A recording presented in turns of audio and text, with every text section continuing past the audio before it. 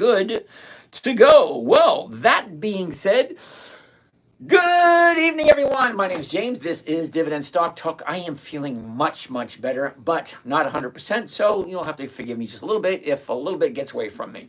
That being said, let's get the ball rolling. It is Tuesday, which means tomorrow we're halfway through the week. That much closer to the end of the first month of the first month of the third quarter. Yeah, that's about right. 1/3 of the way through the third quarter. Can you believe that? 1/3 the way through the third quarter. That's crazy. Anyway, yeah, the year is going by very quickly. And it's nothing like, now, I've been trading for over 20 years. Okay, this last 6 months is not a lot. I've never seen anything like it because just the way the public reacts to what's going on in the economy and what do you call that? The other powers that be, all that craziness going on. But let's get a couple of rules down. First and foremost, no politics, no religion. Let's stay on track. Let's stay on task. What we're looking to do is simple, safe, predictable, consistent dividend investing for weekly cash flow using dividend stocks, pre-qualified dividend stocks. Okay, now those are companies that have 20 years of increased profitability. That means the company is consistently profitable year after year after year after year. For 2 decades, that's 20 years. Got it? All right. So, 2 decades minimum of consistent profitability. Well, the stock market's been around for over 400 years. So I don't think 2 decades is a lot to ask for. Doyle, I am just getting set up to start my trading adventure. Yay, Doyle. Cool beans. Now, Doyle, if you want, now I offer this to everybody. If you want, you can drop me your phone number. Don't leave it here in the chat so everyone else can see it. Just send me a direct message, a DM, and just say, hey, let's have a chat. Now, I can promise you a couple of things. Number one, I personally will call. I'm not going to have someone else call, okay? I'm not going to pass you along to someone else. And I promise you, I will not try to sell you anything. Just spit my drink. Why would you do that?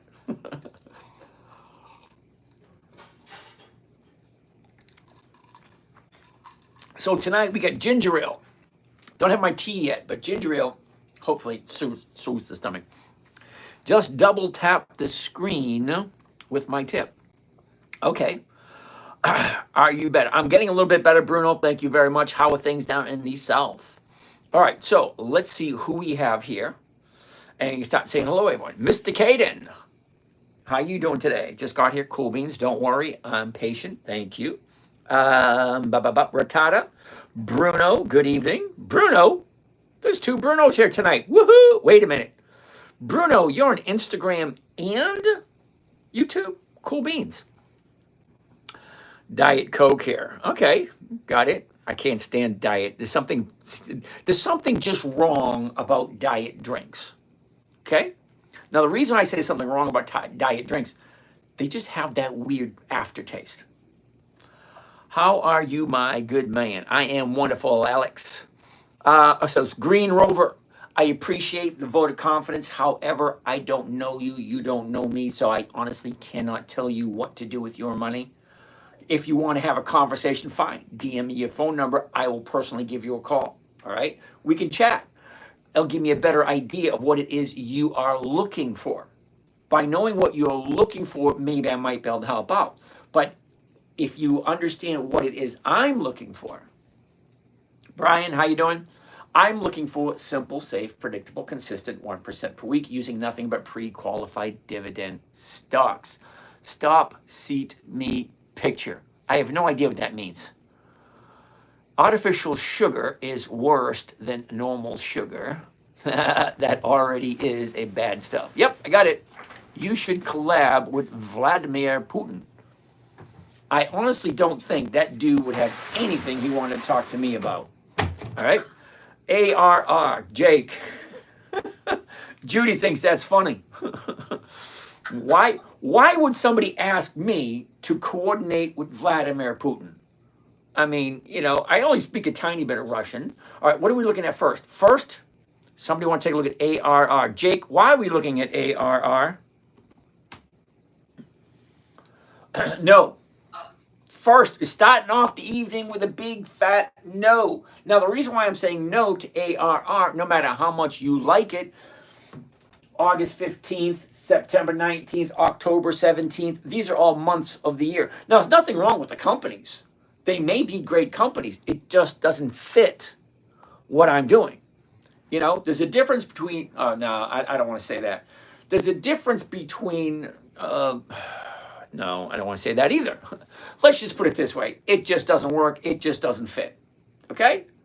I'm looking for weekly cash flow. And the only way you can get weekly cash flow from a stock that has monthly options is to sit in front of the computer and look at this all day. I have no desire to do that whatsoever. I appreciate your contribution, but it's just not going to work. All right, see, this is why I need, I really do need a moderator over here because YouTube is just silliness. Aaron, I have trading experience around 5 years, but trading and working full time is difficult to do. So I stopped. Mainly options, long, short, etc. I do agree dividends are much safer. Okay, so Aaron, look at it this way. Aaron, the trading strategy I'm about to show you, you're new here. Okay, the trading strategy I'm about to show you was created for my 9-year-old daughter. As a matter of fact, we haven't seen her in a while, which makes me a little weird. Okay, so let's get the glasses on, pull up the little princess so you guys get to know exactly who this was created for. Here we go, here. Right there. Now, when my daughter was 9, back in 2008, a long time ago, 2008. When she was 9, she jumped up my lap and said, Daddy, what are you doing? Can you teach me? All right, this is on my social media. All right, we just missed it. Boo-hoo. Can you teach me? So my 9-year-old daughter wanted to learn how to trade. Now, most adults don't get it. Oh, before I go any further, 2 screens right here. See, just the screen alone. Oh, I got to fix that. Think I just saw that. Just saw it. All right.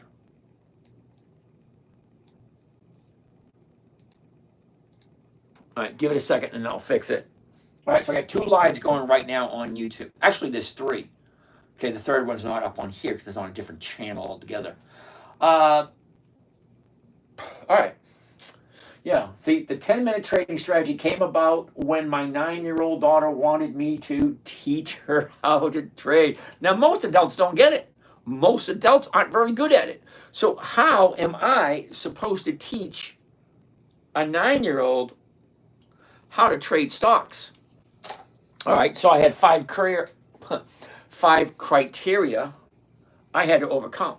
Number 1, it had to be simple. It had to be safe. It had to be predictable, consistent, and then no way for her to lose. Okay, so I got 5 rules. The rules are very simple. Number 1, never buy something that's not on the list. Now, we're going to talk about the list in a little bit, so just sit tight for a second.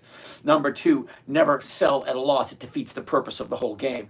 Number 3, make sure the company's consistently profitable. You may think that's logical, but you'll be surprised at some of the stuff some of you in the audience are actually investing in. Because we will take a look at some of the stuff you guys asked me to take a look at. And you're going to hear me say, what the hell were you thinking? Seriously. Because you may think it is something good. Okay? Rule 4, weekly options only. Rule 5, make sure the numbers work. That's it. 5 simple rules. Anyway, so let's go find the princess right here. Videos. Where are we? Right there. Videos. The oldest videos going all the way back into 2011. Here she is right here. Uh-oh. Which my dad didn't let me calling it that, but I do. Come on. There we go. Try it one more time. One more time. Hi, part of my internet website called Thingy, which my dad doesn't like me calling it that, but I do. Being part of that, you're going to be getting weekly lists of stocks. There she is. And every month you'll be getting 4 lists of stocks that you can choose from that'll help you get the best return on your life. List number 1 is... All right. That's me. What does that mean? Here comes my favorite part. You ready for this? This is my favorite part. Here it comes. There's a different company paying out dividends. Seriously. All right, so, yep, 15 years ago, that was a little silly, but here's the thing. She's 9 years old. How do you keep a 9-year-old entertained? Okay, simple, safe, predictable, consistent, all that kind of nice, neat, fun stuff, but it only goes so far. It had to be fun and exciting. Some of the videos we did were kind of fun and exciting for a 9-year-old. But it had to be less than 10 minutes a day. So, I forget who it was. What are we talking about? Josh, how you doing today? Mr. Cade, how you doing? Who was it right there? Aaron, there he is. So Aaron, here's the thing. The trading strategy you're about to see was created for my 9-year-old. It had to be simple, safe, predictable, consistent, all that kind of nice, neat, fun stuff, in less than 10 minutes a day. Now, when I was working, okay, now I've been doing trading for over 20, 25 years, 30 years, back in the 90s. Yeah, okay, so anyway, long time ago. I used to do my trading in the morning. So I'd get up in the morning and I'd take a look at my calendar. Oh, remember I told you the list? Okay, if it's not on the list, remember the 5 rules. Number 1, if it's not on the list, don't buy it. Okay, let's elaborate what I'm talking about when I say the list. Let's get rid of this. Let's get rid of that. Let's go right here. Let's go right to there, and let's go right to there. All right. So this behind me is what is called an EX dividend calendar. It's just like a regular calendar, except this one allows me to enter stocks that I like. So hopefully you got a pen and paper handy. If you don't, fine. This is recorded. You can always go back and listen to it over again. The stocks that I like, the stocks that are on my list. Simple. You ready? Dividend Kings. Okay, 50 years, 5 decades. 5 decades of increased profitability. Hi, Jake. Hi, Brian. Judy. Because they are young. Hello, James. I'm excited to be here. Cool beans. All righty. So, 5. You ready? Dividend Aristocrats. 25 years of increased profitability.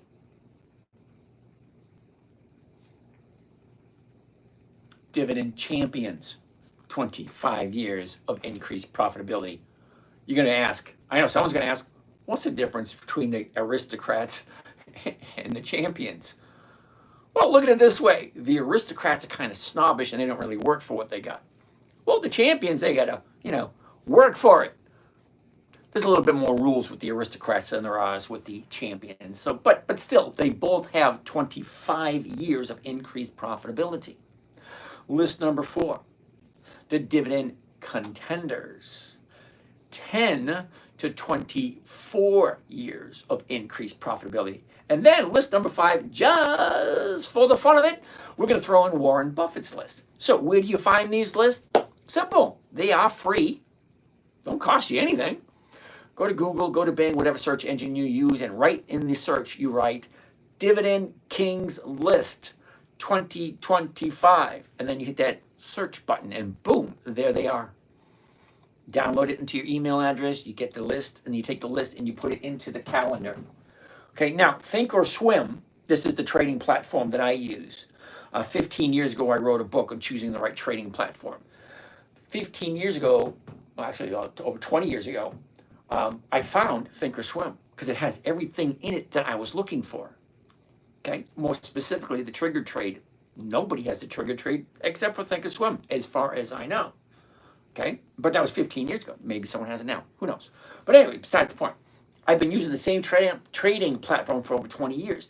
Now, I can take each and every one of those 5 lists and put it into the calendar, and these little green dots, that tells me exactly when the company's going to pay their dividend. So why do you think that's important? Well, the reason why that's important, because just before these little green dots, the stock has a tendency to increase in value. Well, the stock price goes up just before the EX date. Do you understand the magnitude of what that information can do for your life? By knowing ahead of time when a stock is going to move, well, that gives you an advantage over a lot of other traders. Think about it. If you knew when a stock was going to move, what would you do with that information? Now, I ask that question all the time, and almost every single person I ask gives me the same answer. I'd buy the stock. All right, I gotta mute you guys over here.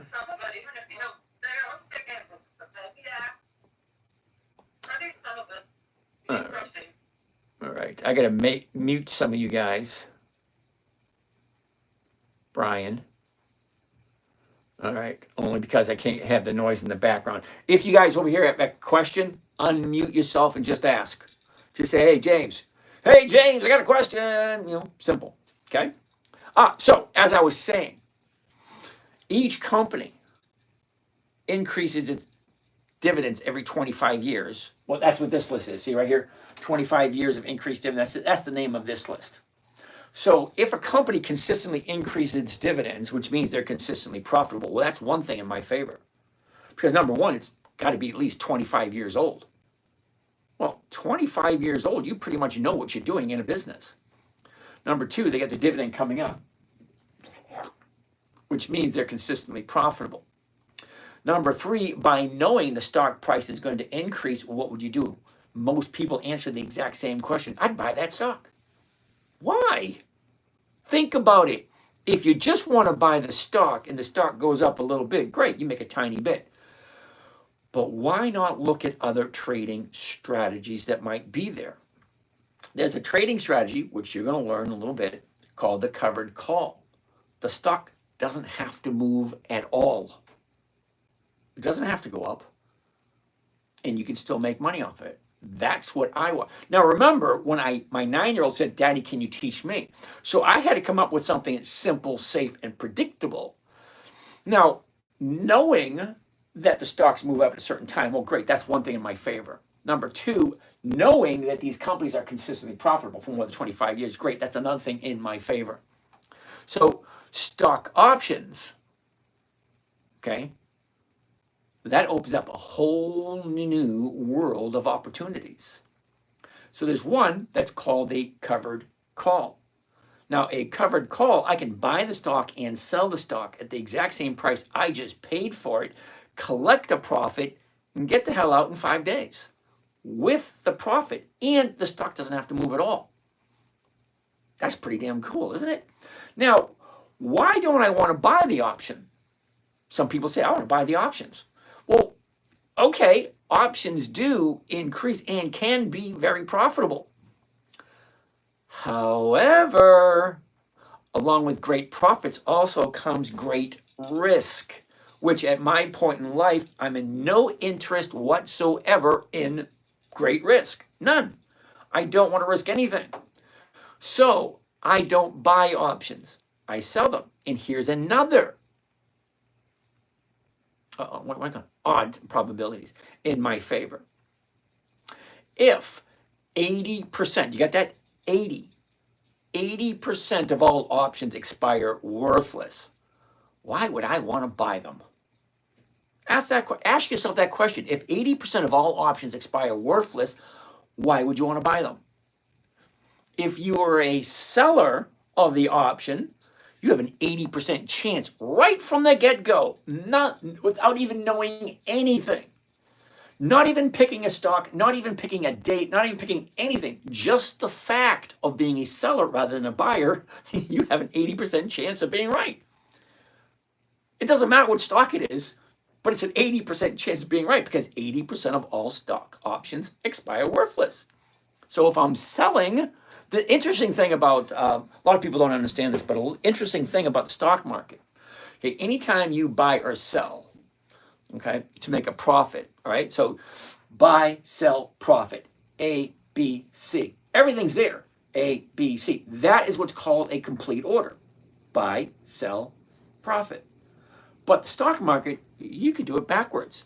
You can sell, profit, buy. It's weird. So I can sell an option on a Monday, something I don't even own. I can sell it on a Monday. And then on a Friday, I can buy it. Why would I want to do that? Well, if all options expire and time is a major component of a stock option, as the days go by, as the sands flow through the hourglass, so do the days of our lives. Some people will know what that's from, some of you won't. But needless to say, Monday, Tuesday, Wednesday, Thursday, Friday, that's a week, that's 5 days. So Monday, if you're talking about time value, Monday, you have 5 days of time value because it expires on Friday. Well, Tuesday, you just have 4 days. You just lost 20% of the time value. Days of our lives, Green River, yeah. As the sands flow through the hour.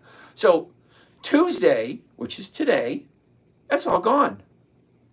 We just lost 40% of the time value for this week. So what do we have left? We have 3 days left, which is only 60% of the time value. That's all we got.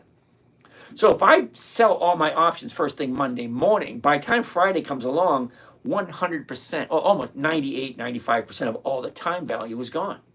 So if I sell it, 98% of the time value is gone. So that goes in my favor. So if that's in my favor, right? 80% of all options expire worthless. That's in my favor. I know exactly when the stock is going to go up based on the calendar. That's in my favor.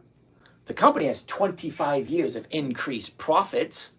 That's in my favor. So if I stack up all these odds and probabilities in my favor, that comes to rule number 5, no way for her to lose. Well, now there are ways for her to lose if you want to listen to the government, okay? Because the government says we can't tell you there's no way to lose. Well, here's the thing. There's always a way to lose, okay? Now, think of it this way. Coca-Cola has been making Coca-Cola for over 140 years. I'm pretty positive they're going to be making Coca-Cola long after I'm gone. So, can I lose with Coca-Cola? Well, no, but yes. Because if you ever ask anybody who killed Kennedy and they blurt out who the government wants you to believe who killed Kennedy, well, you're just as dumb as they are. Because I've never ever in all my days seen a bullet stop in midair, turn 90 degrees, pause for a couple of seconds, go a couple of feet forward, pause again, turn, cut its angle, and then continue forward. Never, ever, ever have I seen that. But that's the crap the federal government wants us to believe. So can Coca-Cola disappear overnight? Yes, it can. The earth could open up. If you listen to enough theoretical scientists, the earth could open up and swallow every single Coke machine, every single Coke banner, every single Coca-Cola manufacturing plant, every single Coca-Cola car, everything that has a Coca-Cola on. Yeah, theoretically, it could happen. But we all know that's probably not going to happen. Just like we all probably know that a bullet does not stop in midair and turn 90 degrees. We all know that's a bunch of bullshit. But that's what the government wants us to tell you. Is there a chance Coca-Cola can disappear overnight? Yes, there is. It's not the way I'm looking at it, though. Because if Coca-Cola's been making Coca-Cola for over 140 years, I'm pretty damn sure that they're going to continue making it after I'm long gone and forgotten. My great-grandchildren will probably be drinking Coca-Cola when I'm gone. Probably. But who knows? Anyway, so those are the 5 rules, 5 criteria. So let's just get rolling. Let's look at some stuff because I'm sure you guys don't want to hear me talking all night long. You want to see some stocks. You want to see how does it work. Well, you already met the princess, 9 years old, simple, safe, predictable, consistent, no way for her to lose. 5 rules, never buy something you don't understand if it's not on the list. No. Number 2, it never ever sell at a loss. It defeats the purpose of the whole game. And yes, it is a game. Okay, 4 greenhouses, 1 road hotel, real estate. We all know what real estate is, and we all know how it started. Monopoly. 4 greenhouses, 1 red hotel. Okay? Rule number 3, make sure the company's consistently profitable. Now, a lot of you probably thinking that's the stupidest thing I ever heard. Why would I want to invest in a company that's not profitable? Well, you will see tonight. Somebody say, ooh, I like this company, I'm buying it. Yep, and I will say, well, let's look at how profitable it is. Well, what the hell are you doing that for? You'll see it. You will, really. And you might be buying something that's actually crappy and you didn't know it. Rule number 4, weekly options only. The only way you're going to get weekly cash flow is by selling something on a weekly basis.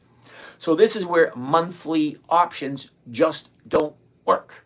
And no, I have no desire whatsoever to sit in front of my computer looking at screens all day long. I want to get in, I want to get out, and then I want to go watch the grass grow. Seriously, I would prefer to watch the grass grow than be on my stupid computer. Okay?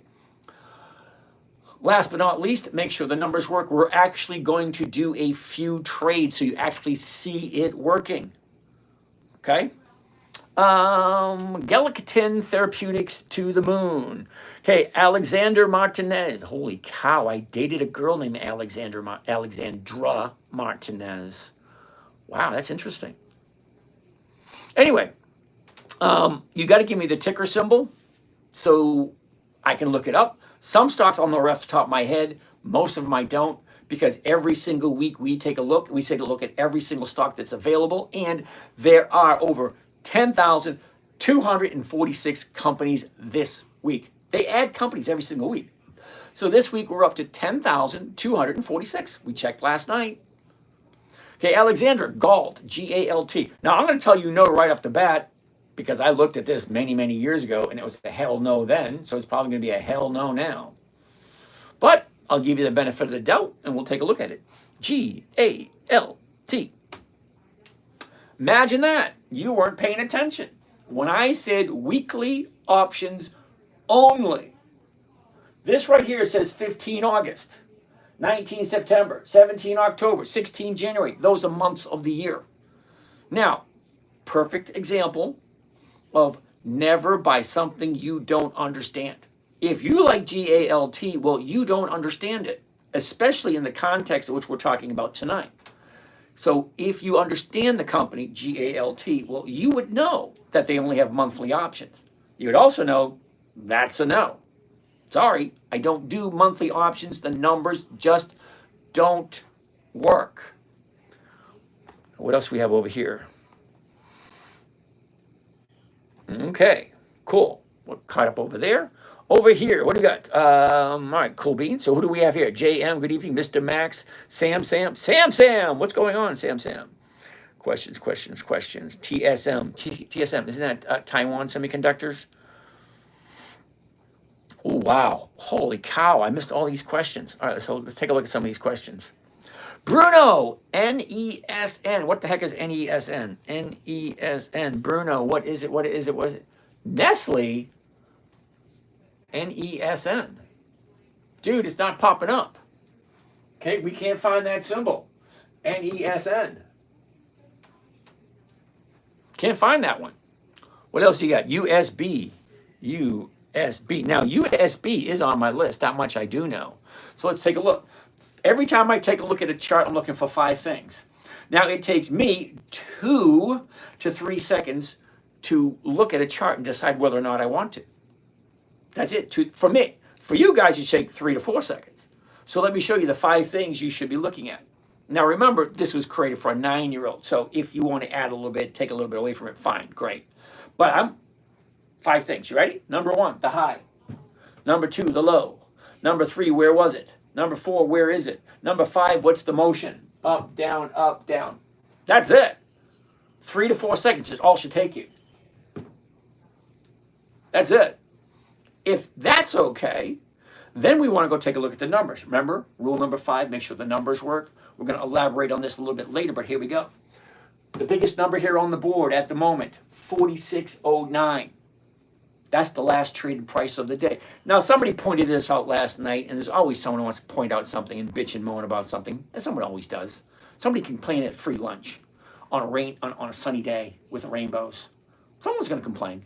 Someone always complains about everything. But here's the thing.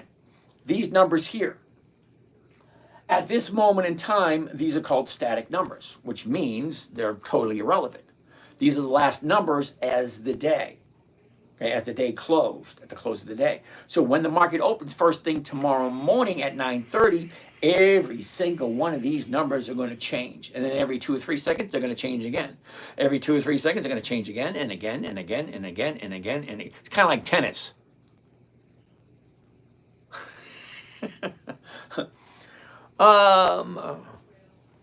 Rogelio Casas. Give us your list of 300 companies that pay dividends consistently for over 25 years, please. Okay, you ready again, Rogelio? Dividend Kings, Dividend Aristocrats, Dividend Champions, Dividend Contenders, and then for the fun of it, we'll throw in Warren Buffett's list. There you go. That's the list right there. Those 5. Okay, go to Google.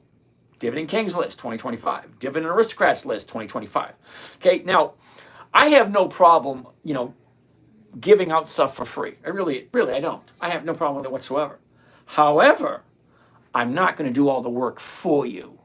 I told you where the list is. You got to do something yourself. Take some accountability for your own life. Go to Google, put those little phrases in there, Dividend Kings list 2025, hit search, and that will pop up. Now you have that list. Okay? So I'm not going to hold your hand through the whole thing. I will show you where they are. I'll show you what to do. But I'm not going to do it for you. Terribly sorry.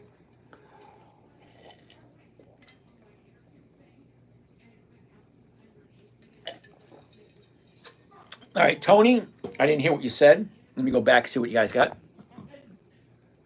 Nick, got a happy birthday. Cool beans. All right, what do we have here? Bruno, USB, we're on USB right now. It's US Bank Corp. That's actually on Warren Buffett's list. What about puts? We're diamonds. Okay. Can you give me a happy birthday shout out? Nick, happy birthday. Do you want to hear funny joke? No, Ricardo, I don't. I was just complimenting you. Tony, I didn't see what that compliment was. Okay, Nick, thank you. What do American people think of Poland? Okay, that has nothing to do with dividend stocks. I created a strategy for my 4-year-old. Cool beans. How to trade. Okay, don't bring politics into this. 8.7 earthquake off the coast of Russia. Tsunami warning now. Okay, thank you. You're supposed to mirror your stream. Yep, I'm aware of that. I just don't know how to do it. And results show, blah, blah, blah. I subscribe. Mr. Cade, wait, no way. I just casually scrolled over to this other live stream. I was at the different one and 2 phones starting up. Yep, there you go. What are you doing today? All right, anyway, I don't know, man. All right. Thoughts on UNH? Ooh, University of New Hampshire. We'll take a look at that in a minute. Is history not real trending? Show you powerful to real. I have no idea what that means, Zarin. And you do realize, Zarin, that history is written by the winners. Not the actual reality of what happened, but the people who win. People in power get to write the history. Whether it's true or not is irrelevant. See, the interesting thing, Zarin, when you get to a certain age, you go through certain things in your life. You actually live through them. Great, wonderful. Now go to another country and read about it. Okay, my eyes were opened up about a bunch of bullshit.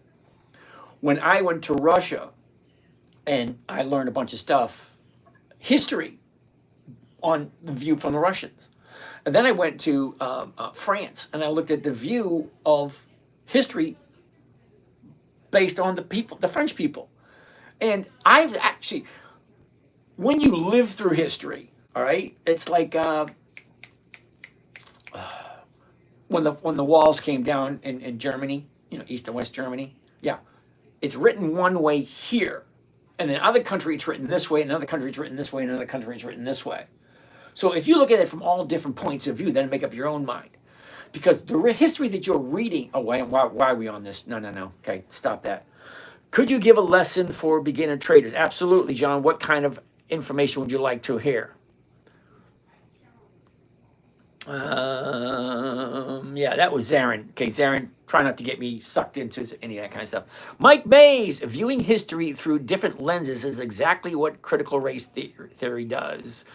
It's a good thing. Let's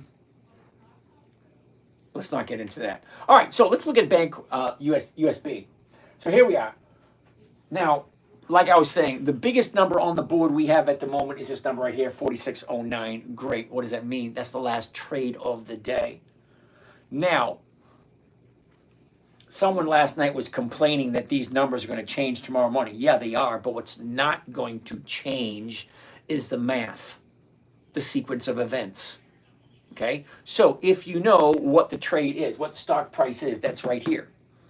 Okay, that's the stock price. Great. Well, if I can buy it for that price there, what strike price? Now, when I say strike price, I'm going to do what is called a covered call, which is a contract.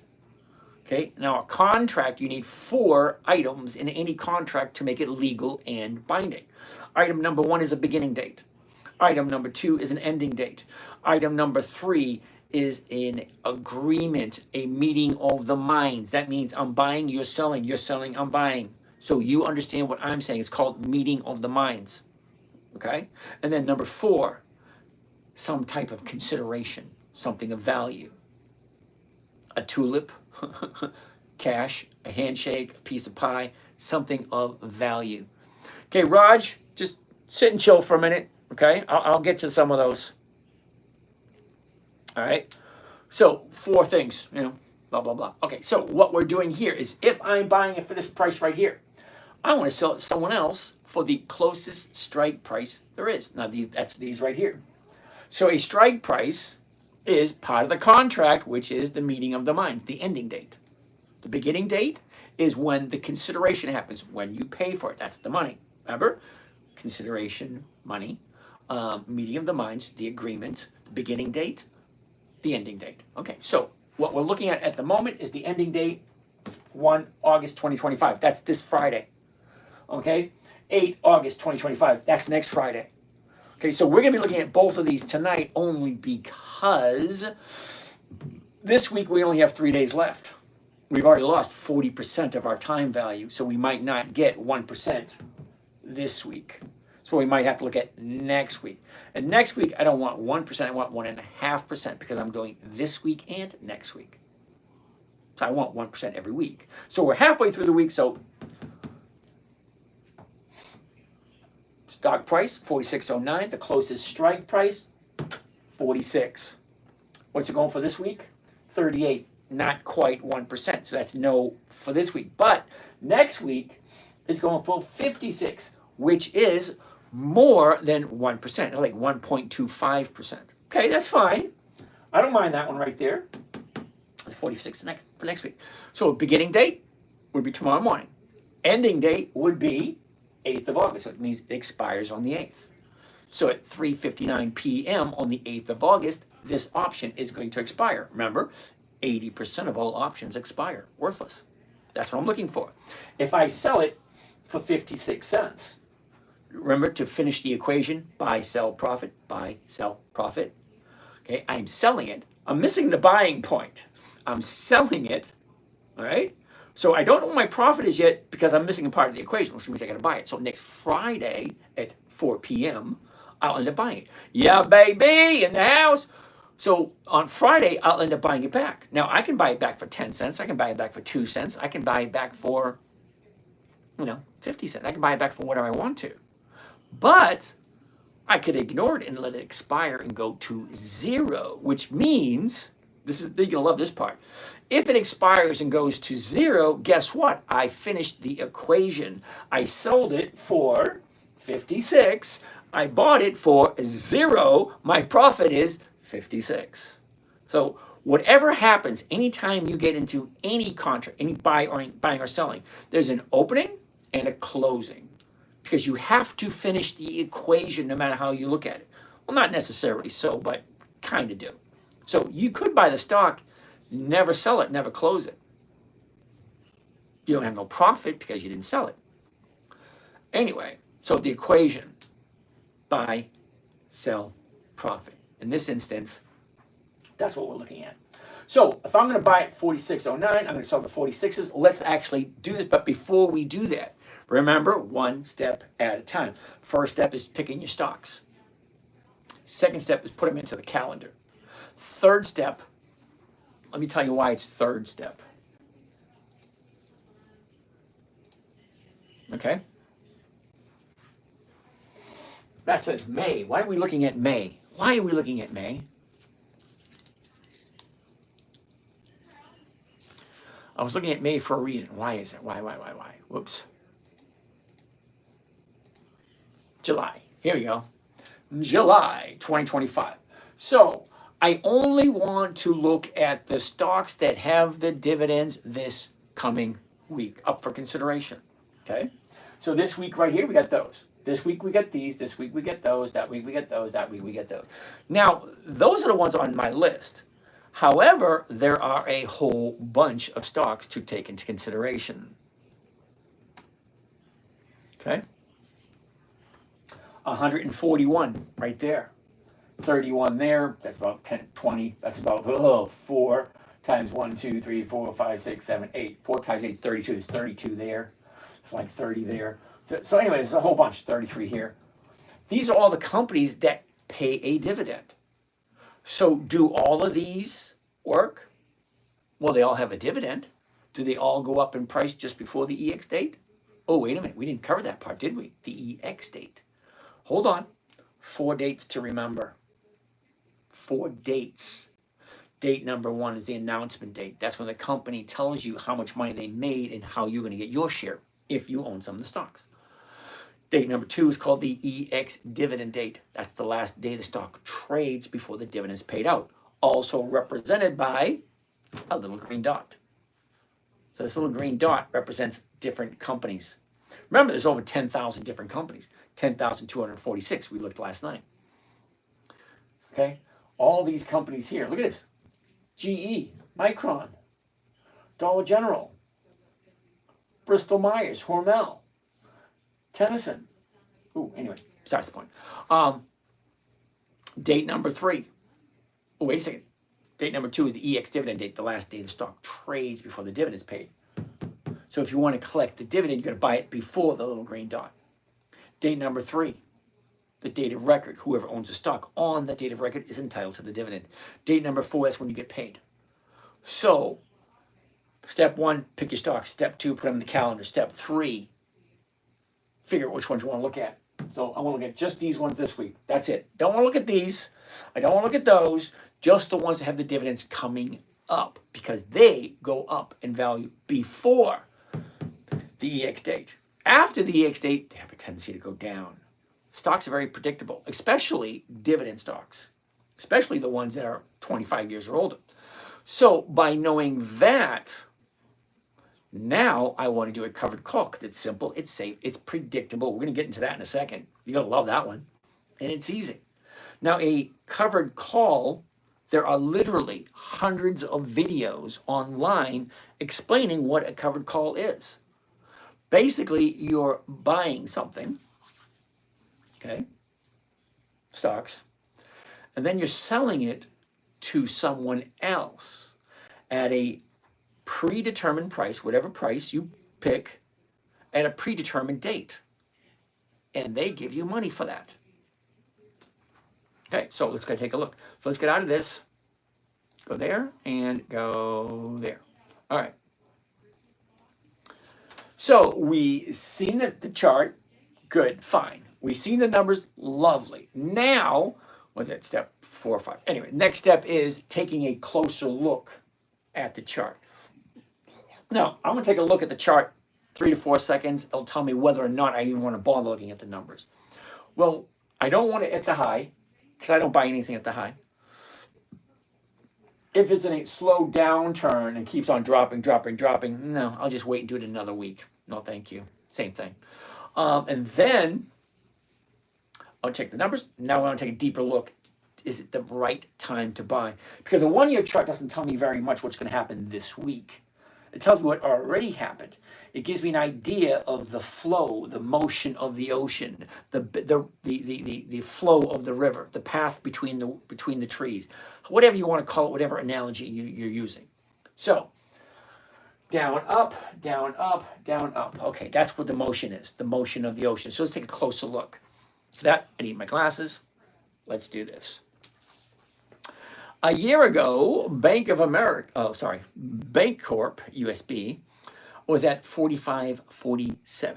The high of the year, looks like we have a double high at 53.98, and that was the end of November, right there. And then we have this big drop to the bottom, right there, the second week of April. Oh, there it is right there, second week of April. Okay, 35.18. Big drop right down 35.18. That's the bottom of the year right there. Well, from there, a nice run up. But here, 30-day high. Let's zoom into that because that last 30 days, this here, high, low, was, is, up, down, up, sideways, gives me an idea of where do I think it's going in the next 5 days or by next Friday. Because you and I, investors, we're all basically looking for the same thing. We have different goals, we have different approaches, and we have different rules, but all basically the same. We're all looking to get a rate of return on our money and hopefully safely without losing. Hopefully. Okay, so what was it? 45 jumps up to 48, drops down to 44, back up to 46. Now she's just going sideways at 46. So by the way it looks as if she's going to go sideways for a while before she decides which way she's going to go. But take a look at this. Here's the bottom here. Okay, one up, pulled back, right there. 1 day up, 2 days up. I like 3 days to the upside. Now we have the 30-day high way here. So we still have plenty of room for this thing to keep going before it challenges that 30-day high. Because in a couple of weeks, that 30-day high is going to drop off, and then we're going to pick up a new 30-day high. Well, is it bouncing off of here, right here? Could be. But now you have a couple of questions to ask. Ask yourself. Number one, does it make sense? Number two, do I like US Bank Corp? Number three, do I like US Bank Corp at this price? So let's do a trade using USB and see how the mechanics work. Okay, that way you can see the process. Because you may not like US Bank, you might like Bank of America. You might like Wells Fargo. You might like US Steel. You might like drawing a bank. Hennessy, Humana, Hertz, General Dynamics, Harley Davidson. You may like any of those. Do the numbers work? Is it the right time to buy? Up, down, up, down, up. Does that make sense? Remember, it was created for a 9-year-old. It's supposed to be simple. Adults, you people have a tendency to make it more complicated than it needs to be. Either you like the company or you don't. If you like the company, great, put it on your list. What is it doing? Think about it. If it's here and it shoots up, from 45 to 48 is a $3 move. A $3 move on a $45 stock is a little bit right around 8%. 8% move. Now it goes from 48 down to 44. That's a 10%, a little less than 10% drop. Okay, now from 44 up to 46, that's $2, that's 5% increase. So the numbers make sense depending on who you are. Now some people will buy and just hold. Nothing wrong with that. So USB, let's take a look at 46. Let's get rid of this. Let's get rid of this. And then one of the things I love about Think or Swim, by picking the trading strategy, these are all the option trading strategies, picking the one that I like, the covered call. Now, don't even ask. It's the only one I give away for free. Do I know all these? More or less. I know most of them. Am I going to teach them? Nope. I'm going to teach you one. I'm giving it to you for free. 1% a week is 50% a year. If 50% a year is not enough for you just to get started, I can't help you out. So let's progress forward. So covered call, one thing I like, hit this button. It sets everything up for me. Now I go to the 46. Not this week, 1 August. I don't want to do that one. I want to do this one down here, 8 August, which is next Friday. So let's get rid of this one. We don't want that one. Let's do this one here, the 46 right here. All right, now I'm just going to do one contract. You've got to figure out what numbers make sense to you. Okay, can you do 3? Can you do 5? Can you do 15? Can you do 102? We all have a different amount of money to work with. We all have different goals. Stick to what works for you. You got to figure that one out for you. I can't tell you. The person sitting next to you can't tell you. Your aunt, your uncle, your father, your brother, your sister, your aunt, the guy down the street, even your barber or your hairdresser. They can't tell you what's right for you. You got to figure that out for yourself. All right, so here we go. I always tell people anytime you put a trade in, before you hit this send button, let's go over this side, this send button here, read it out loud because your hands typing and your eyes can play tricks on you. So by listening, it's just one more step because you may not agree, but I can almost guarantee with certainty you are going to lose money by hitting the wrong button. Everyone does it. Don't think you're special. I've been trading for over 20 years. 3 times this year I hit the wrong button. One time I lost $2,500 hitting the wrong button. And you know what the kicker was? I was live in my morning trading group with all my followers watching me. And they all watched me hit that damn wrong button. And I was like, go! It's $2,500 right down the tube because I hit the wrong button. You're going to do it too. Don't think you're special. Don't think it ain't going to happen. It happens to everybody. Everybody hits the wrong button at one point. All right, so let's read it out loud, see if you understand what it is. I'm going to explain it to you so you understand each section of the order because the order is all one big word. One big word salad. Buy +1 covered USB 100 weekly 8 August 2546 call USB market to open. That makes no sense at all. So let's do it slowly and enunciate what each part means. Buy 1 covered call USB. That's 1 covered call against the stock US Bancorp. That's easy. 100, which is the weeklies. It tells me that stock has weekly options to it. 8 August 25. That's the expiration date. The 8th of August 2025 is next Friday. The $46 call. That's the $46 call option. I'm selling it. I'm buying it first thing in the morning. I'm selling it to someone at $46. I don't even own it yet, but I'm selling for $46. Call option against the USB stock at the market to open. Now, the reason it says to open, because we're doing 2 trades at once. We're buying the stock. That order goes to New York Stock Exchange, and we're selling, we're selling the option. That's going to Chicago Board of Options Exchange. New York, Chicago, 2 orders to open. Remember I told you you got to buy something, sell something before you can finish the equation? So I'm buying the stock. Eventually I'm going to sell it. That will close that order. The second one, I'm selling to open the option. Eventually I'm going to buy the option to close the order. It sounds confusing. Try not to make it too confusing. Okay? So the next out of this whole big thing here, we're looking at this right here, max profit. Now remember when I said simple, safe, predictable? Do you remember that part? Simple, safe, predictable, consistent, no way to lose. Remember that part? Predictable. I know exactly what I'm going to make before I even do this trade. Most people, remember I said, most people would buy the stock if they knew it was going to go up. Well, if you buy the stock, you have to wait for it to go up and then sell it before you can figure out what your profit is. Well, with a covered call, I don't have to do anything. I buy it at the market. As soon as it opens in the morning, I sell it using this strategy here. I already know what my profit is. A whopping $57. You're probably thinking, that's not a lot of money. Well, that's $57 per contract. So 1 contract, $57. 1,000 contracts, that's $57,000. It's all relative. If you have enough to buy 57 contracts, great. If you have enough to buy 1, hey, you're just getting started. Nothing wrong with it.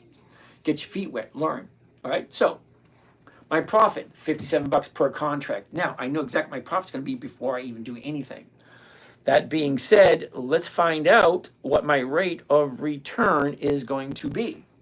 So if my profit is 57 bucks, we're going to need the calculator for this one.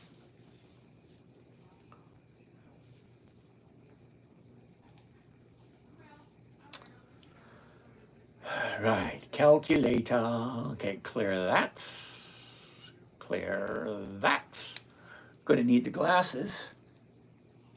All right. So if $57 is my profit, 57, I got to put it over this side so you guys can see it better. Okay? Maximum profit, 57 bucks. Okay, what is my investment? Okay, to find out the rate of return, you need to know what your investment is. So my investment here is 4,543. So I take my profit, 57, I divide it by 45.43, and I come up with a grand total of 1.25%. So 1.25%. Now, some of you probably thinking, I can put my money in a CD, get 1.25%. For the year. This is 1.25% for the week. If I can do this every single week, it's 52 weeks in a year. Well, let's see what that looks like. 1.25% every week for 52 weeks. That is 65% for the year. You can't get that in a CD. Okay, now, is this guaranteed? No, it's not guaranteed. There's only 3 guarantees in life. Some of you know 2 of them. Very few of you know what that 3rd guarantee is, but it's guaranteed.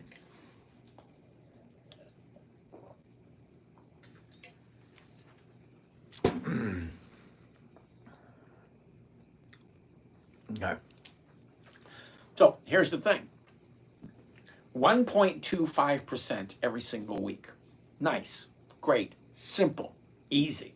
Remember, it was created for a 9-year-old. If it's on the chart, if it's on the calendar and it looks good, the chart, simple. High, low, where was it, where is it, where's it going? Do the numbers make sense? If I'm buying it for this price, I'm selling it at that price, what premium am I collecting? It's a insurance policy contract. A lot of people don't realize it's actually an insurance policy. You are entering into a contract with someone else. Okay? You have a starting date, an ending date, an agreement, and then consideration. The money, 57 bucks. The agreement, I'm going to sell to you my stock at $46 anytime between now and the 8th of August. The 8th of August, yeah. Anytime between the now and the 8th of August, you're paying me $57 per contract. That's 1.25% for 1 week. Think about it. That's over 65% for the year. You can double your money between 14 and 16 months. That's awesome, if you think about it. All right, so anyway, next. So that's US Bank Corp. Like it, love it. So the questions you need to ask yourself, rattling around in your head. Number 1, does it make sense? Number 2, do I like US Bank Corp? Number 3, do I like US Bank Corp at this price? 4, am I willing to buy it? Never sell it at a loss and get a weekly cash flow from it every single week. It's a question.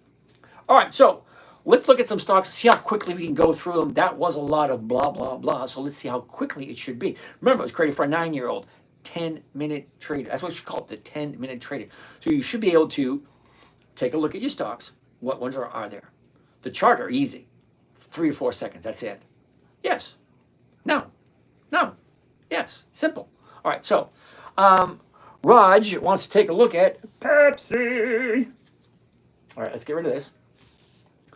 Now we're going to go and find out how quick we can figure out if Pepsi is going to be a yes or a no. So let's give it a try. Okay, everything's set up, everything's set up, everything's set up. Yep. Okay. All right, so let's see how quickly we can do this. You ready? 1, 2, 3. All right. Pepsi, right there. I'm going to hit the enter button. You are going to take 2, 3, 4, 5 seconds, however long it takes. You're looking for 5 things. The high, the low, where was it, where is it, what direction it's going. That's the only thing I want you to look at, just that. Let's slide it all the way over here, and as far as it goes. All right, so you ready? We are going to, ready? 1, 2, 3. High, low, was, is. Look at the motion. Sideways down, sideways up, down. How long did it take you? Okay, great. Well, we saw that. It's not at the high, it's not at the low, it's somewhere in between. Great. Step 2. Let's take a look at the numbers. The biggest number on the screen, 143.89. 143.89. What's the closest strike price? 143.89. 144. 144. 100. 165. Well, that's more than 1%. Yep. Great. So we passed that. We passed this. Now let's look at the chart. What's the chart telling me for this week? A year ago, we're at 172. The high of the year was the beginning of August, 180.91. Let's call it 182. Here's the bottom of the year right here, 626, and the bottom of the year was 127.60. Well, look at the past couple of weeks. Okay, up, sideways, big gap up. That's going to fill eventually. That doesn't look very promising. Here's your high here. 1, 2, 3, 4 days down. Well, today is 1 day up. Could that be the turning point? It could be. Is it? We don't know. At this point in time, I'm going to say no. Because here's your bottom here. Here's your top. It's a little too close to the top. 4 days down, only 1 day here. So maybe I'll take a look at it again next week. Not this week. Okay, no, don't get me wrong. I love Pepsi. They have 5 decades of increased profits. They have been in business for over 100 years. So that was a quick rendition on Pepsi. No. Raj, you also want to take a look at Bank of America. So let's take a look at Bank of America. By the way, BOA is not Bank of America. BOA, I have no idea what that is, but BAC is Bank of America. Okay, so BAC. Ready? Here we go. Let's do it again. Ready? 1, 2, 3. High, low. Where was it? Where is it? Look at the motion. Down, up, down, up, down, up, down. 47.95 is the big number. Okay, so 47.95. Right, 47.95. 48. The 48 is going for 68. Yeah, that's over 1.5%. Looks good. Great. Now let's go to the chart. Right, a year ago, here we are. I'm going to need the glasses for this one. 41.51.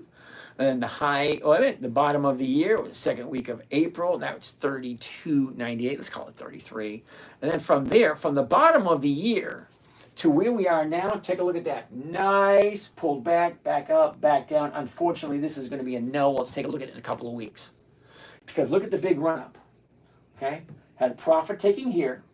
Now we're looking at this section here. So let's look at the last 30 days, which would be right there. What is that telling you? Up, down, down. It's simple. It was made for a 9-year-old. It's supposed to be simple. Motion detected at the front door. Okay, so let's go to the next one. Next, what do we have next? No.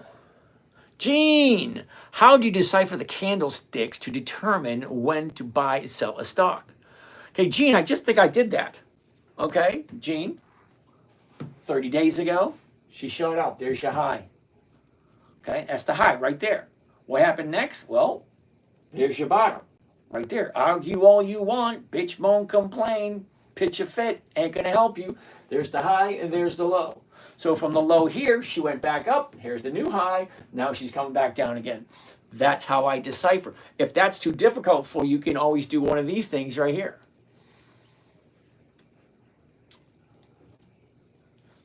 What do you think? You think that's easier?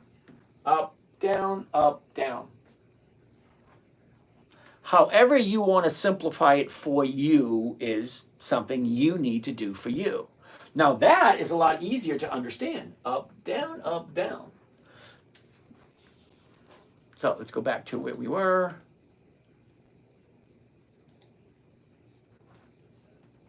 Mike Mays wants to take a look at Tesla. We'll take a look at Tesla only because I said I'll take a look at anything you want me to take a look at. Now I'm looking at it. Now I'm saying no. Well, the reason why I'm saying no to Tesla is Tesla doesn't have any dividends, which means they don't share their profits. There's 10,246 different companies. Well, half of them take all their profits and put it back into the company for capital growth, for the stock to do this thing right here, to go up. That's capital growth. That's a capital growth stock, Tesla. Okay? There's a lot of them out there. I don't do capital growth stocks because I have no desire whatsoever to take my money and put it into a stock and wait. No desire for that whatsoever. I want weekly cash flow. I'm 61. If I don't get weekly cash flow, I got to go back to work. Not that I can't go back to work. I've been working since 1973. I'm a little tired. I actually enjoy sleeping late. I actually enjoy taking a nap in the middle of the day, watching a movie because I want to, watching the grass grow, playing with my 5-year-old grandson. I enjoy doing those things. Okay, I no longer enjoy going to working for someone else. So now I do a lot of my own stuff. Okay, so Aaron, hopefully some of that information helped you out.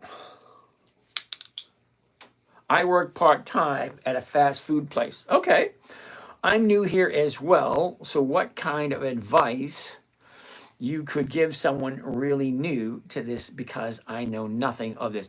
Well, actually, Kate, you probably know more than you think you know, all right?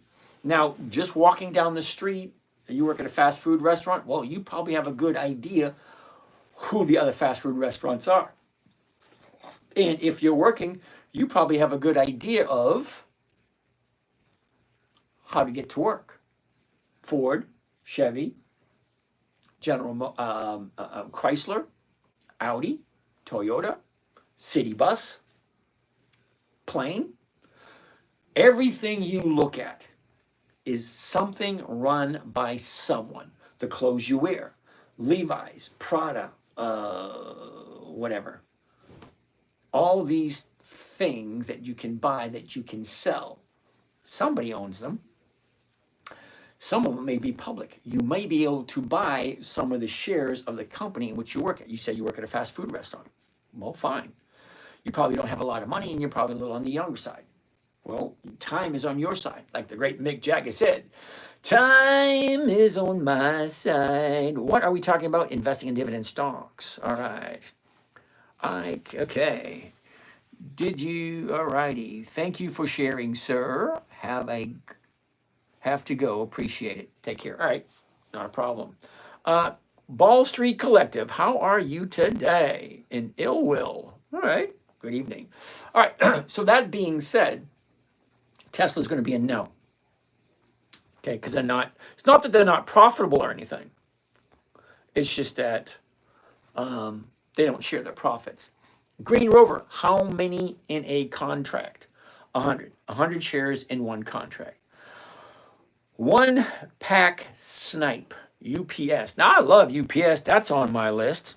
Even though Tesla's not on my list, here's UPS. High, low, is. Sideways down, $90.84. We're going to say no to this one really quick. We didn't even look at the numbers, but we're saying no. Why? Well, let's take a look at this. Okay, 30-day high, 30-day bottom. Big gap down, big drop. Volume more than quadrupled. You can't see it here, but here's the average volume, these blue lines down here. Well, what you can see is the blue line behind this red line. Okay, that's the volume for today. Huge amount of volume. So I like it and I dislike it at the same time. Well, I like it because, number one, UPS is on my list. I do like them as a company. I will buy them as a company. Not right at the moment. What I like about it at this moment in time, up, down, it's got to find a new bottom. Well, is this the bottom? Now, looking at this, the moment, it's the bottom at this moment.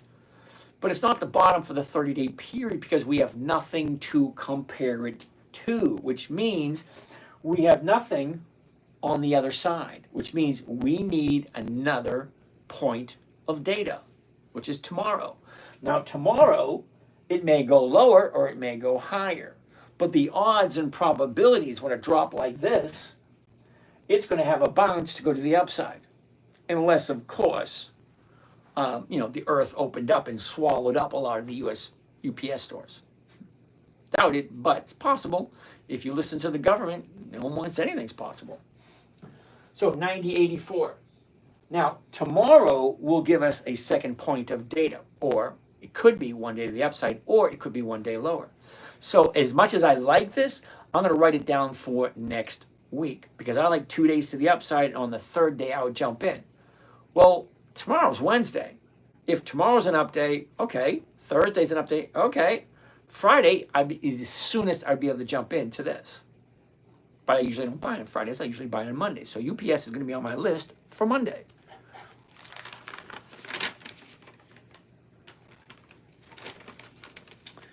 UPS.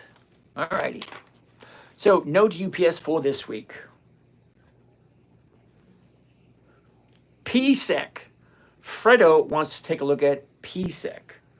What is that? PESC. What the hell is that? PESC. Philadelphia Energy.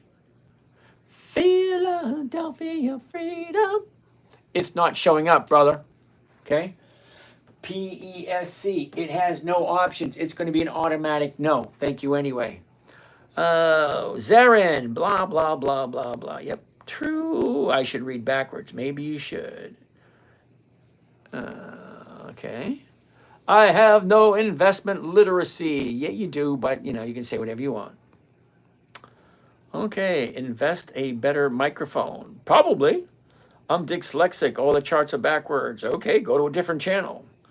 Wouldn't you want to trade based on liquidity? No. Why? I want to trade based on facts. Is the company profitable? Are they in an uptrend? Is it a safe trade? That's what I'm looking for. Consistency of profitability and weekly options. That's what I'm looking for. Joe Mazio, what's happening? Oh, Tom Sosnoff, of course. I not have, okay, whatever. How about, I like Tasty Trade, a little complex. I use the taco trade myself, cool beans. Everyone knows implied volatility has increased priority to the earnings call and volatility crush happens after. Thank you, Mark. Mark, you were missing the point of the first half of the meeting, so to speak. The trading strategy I'm showing you was created for a 9-year-old. 9-year-old. I'm not going to explain implied volatility. I'm not going to explain, what was the other ones you're talking about? Everyone knows implied volatility increases priority, blah, blah, blah, volume crush happens after. Yeah, I'm not going to try to explain that to a 9-year-old. Besides, she's 26 now. Not the point. Okay, 15 years ago, simple, safe, predictable, consistent. That's not it. Okay, implied volatility and how it affects stocks and option prices. Why? I might as well teach her the what do you call it? The Black-Scholes pricing methodology for standardized options. Why don't I teach her that? No, sorry, dude. Simple, safe, predictable, consistent for a 9-year-old. Okay, yeah, there are other ways. There's a lot more indicators for all that kind of stuff. But here's the thing. If it works, don't fix it. If it ain't broke, leave it alone. Terribly sorry, Mark. You don't like it? I can't help you out. If it works, leave it alone. If it ain't broke, don't try to fix it. Mindy, would you recommend doing a CSP while waiting for the stock to come down, then do the covered call? Now, Mindy, CSP is a cash secured put, for those of you who don't know. I don't do very many cash secured puts. Number one, I don't like the negative aspect to it because you're looking for the stock to go backwards. I don't like that part. But a lot of people like it. But a cash secured put and a covered call are basically the same thing. Let me explain. Okay? A cash secured put, cash secured, which means you got to take a big chunk of your money and set it aside. Now you're trading off of it. You're getting a return. Exact same thing with a covered call. You're taking a chunk of your money, you're putting it aside, you're getting a return on it. Same thing, just different words, different outcome. You're looking for the stock to come down, I'm looking for the stock to go up. Okay? I like to have positivity in my life. I like covered calls over and above cash secured puts. Now, don't get me wrong, they do work. Now, B wants to take a look at ED, erectile dysfunction. Not really. ED is Consolidated Edison. Now, unfortunately, B, Consolidated Edison is profitable. They have been in business for, you ready for this? 200 years. 200 years, ED, Consolidated Edison. Unfortunately, they only have monthly options. B, sorry, monthly options. I don't do monthly options, and numbers just don't work. Oh, Zarin. Zarin wants to see a 1040 declaration. Too bad. I got nothing to prove to you. I'm not doing this for you. Okay? I'm doing this for me. I'm doing this for my children and my grandchildren. Uh-oh, someone has a question. Mike, the only three guarantees in life, death, death, taxes, and disappointment. Which category does your 50% bond guarantee fall under? That's a good question. Anyway, yeah, for my investors, I do guarantee a 20% return. The only reason I can do that is because I've been doing this long enough, and I have enough historical performance behind me, even with pullbacks. Okay, we had a pullback this year, okay, in April, nice big pullback. We had a pullback in 2021. We had a pullback in 2008. We had a pullback in 2000. Sen K, is that coffee or water? That's ginger ale. Okay, if you're new here, so you don't know that I've been sick for the last week, stomach issues and the flu. So ginger ale, ginger tea with honey, all that kind of nice, neat, fun stuff. All right, so Mike, you do know the disappointment. All right. So Zarin, you wanted to do that. You really want to do that? Seriously? You really want to see my 1040 declaration? How about, here's for an idea. Hold that thought. I'm trying to think of the right terminology. Because, I don't want to misinterpret anything. I don't want to say something that's incorrect. Can we buy a contract which gives us 20% guaranteed and you keep the rest? Raj, I'm not 100% sure what you mean by that. Okay, contract, I think you mean a bond. Okay, corporate bond is one thing. Stocks are another. So yeah, my corporate bonds do guarantee 20%. Stocks, different story. Okay. You're always burping around this time. Feel better, brother. Thank you, B. Yeah, that's the whatever's going on inside. Did you already discuss CMG? No, I did not. Can you run the numbers of that, please? Yeah, give me a second. I'm trying to answer Zarin's question about a 1040. That's it, the National Register. So I got a deal for you, Zarin. Okay? You pull up the 1040 in the National Register. Okay? And I will pull up my 1040. Okay? Now, I'm kind of curious if you even know what the National Register is and why that is significant to the 1040 that you so badly want to see. He's not trading contracts, Mark. Oh, he's not an option trader. Yes, Mark, I am an options trader. I don't know what he's talking about. Bruno, no, he's trading based on dividends. Interesting. No. All right, let's not misinterpret what we're doing. It's called dividend investing for weekly cash flow. And yes, I use dividend stocks for weekly cash flow. Specifically, I use dividend stocks to tell me when to buy the company. I use the dividend as a indicator to tell me when to look at a stock. Now, the stock options, I do what's a covered call, because if a stock is going up in a certain direction at a certain time, everything has to be in line. All right, anyway.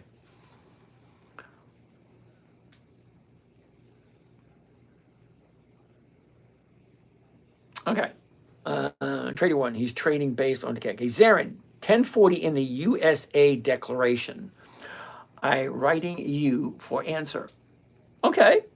I hear what you're saying. You can word it any way you want. What I asked you, and I'm not going to go into this any deeper, show me where in the U.S. register, okay, the U.S. register where the 1040 form is in the U.S. register. I swear he trades options. Yes, Hugh, I do. Covered call is a neutral and slightly bullish strategy for option. Yes, it is. Okay, so Zarin, that's the game you want to play. Let's get rid of you. Remove. There we go. Oh, come on. I see your answer. All right, hide this user on this channel. There we go. No more Zarin. Bye. Hugh, how you doing? Mark. Okay, have to own 100 shares or do a bull call spread, but you buy the call, lower strike, and sell the higher level. Yeah, that gets a little bit more complicated. Remember, spamming isn't going to help. You're absolutely right, ready, Hugh. Have you gone to a doctor yet? Nope. Thank you, John. That's a great question. That is Dr. Jim, comment from Tasty Live. 85% of options expire worthless. All right, I was saying 80%. Give him a little bit of a, what do you call it? It's spam when you're asking him 100 times. Yep, nobody's looking at exercising options, bro. That's not true. Definitely not true at all. I get options exercised against me all the time. 3 of them this month alone. Theta decay, time decay, absolutely right. Perps never expire. Perps never expire. Hugh, you have to make that one. Who cares if it expires worthless? Key is to take it. Don't let it expire worthless. Okay, different approach, but all right. Days of our lives. Yep, back in the 80s. What WTF are we talking about? Buck, we're talking about investing for dividend, investing in dividend stocks for weekly cash flow. You lose is the stock goes to the moon and you miss the upside. Okay, Mark, let me see if I can explain this to you in a manner because you're not the only one that says this. Okay, what Mark is asking is if the stock shoots to the moon, you're missing out on the upside. Mark, I'm going to agree with you 100%. But Mark, you're in the wrong place, brother. Seriously. If you're concerned with capital appreciation, you are in the wrong place. You're basically wasting your time here. So I'm going to say this slowly, and I'm going to enunciate every single word to see if you understand where I am coming from. Okay? So listen closely, Mark. I honestly do not care about the stock appreciation. Stock goes up, I honestly don't care. That's not my focus. That's not my concern. My concern is, and always will be, is the company consistently profitable? Do they have weekly options? Great. A covered call at the money gives me a 1, 2, or 3% weekly return. Safe, predictable, consistent. I do not care if the stock shoots to the moon. I hope you understand that and we can end that part of the conversation. Thank you. So, that being said, he's right. If you do a covered call, there is the chance of the stock shooting to the roof and you missing out on that capital growth. So that's why I tell people, understand what it is you're looking for. Have a goal. If you're looking for capital appreciation, mean buying a stock and having it go up, you're in the wrong place. I'm looking for cash flow. Cash flow, not capital appreciation. What are LEAP's options? LEAP options are something that expire further out. Okay, so you have weekly options, you have monthly options, then you have what's called a LEAP option, long equity anticipation plays, whatever. That's when you buy an option or sell an option a month, 2 months, 3 months, 4 months into the future. Okay, long equity anticipation play, something like that. That's called a LEAP. Okay, now I'm not going to talk about those because I give away one trading strategy for free and only one. Okay, certain things I'm just not going to talk about. Okay, the trading strategy I'm giving you for free was created for my 9-year-old. Okay, it either makes sense to you or it doesn't make sense to you. If you're interested in a safe, predictable, consistent 1% per week, great, that's 50% per year. It takes 5 to 10 minutes a day. If an hour a day is not enough for you to make 1% or 50% per year, okay, you're getting up, what, 5 minutes earlier. Big deal. You lose 5 minutes of sleep. Terribly sorry. But for 50% a year return on your money, you have to decide, is it worth your time? At this point in my life, 1 hour of my time is worth well over $5,000 an hour because that's where I am at this point in my life. Now, when I was in my 20s and 30s, 1 hour of my time was worth $4 or $5. That was it. You have to pay your dues. Not very many people were blessed with a silver spoon or a trust fund or a big inheritance, large insurance settlement. Not all of us are blessed with that. Love what you're doing, Ray Ray. Education is great. How large of an account do you work with per week? Plenty big. Keeps me plenty busy and I make plenty of money. Okay, that's all you need to know. Sean, we did not do CMG yet. I'm still answering some questions. We're going to do that in a little bit. Crocman, Kimberly, Mr. Lala, what's happening? Donald Cooper, what's going on? Yankee, okay, Jay-Z, red day today. Is it true it's going to keep dipping following into the beginning of August? I don't know. Red day today is true. It's going to kick. We already did that question. Hasn't, okay. Xavier, all righty. Okay, I can't believe this dude shows up.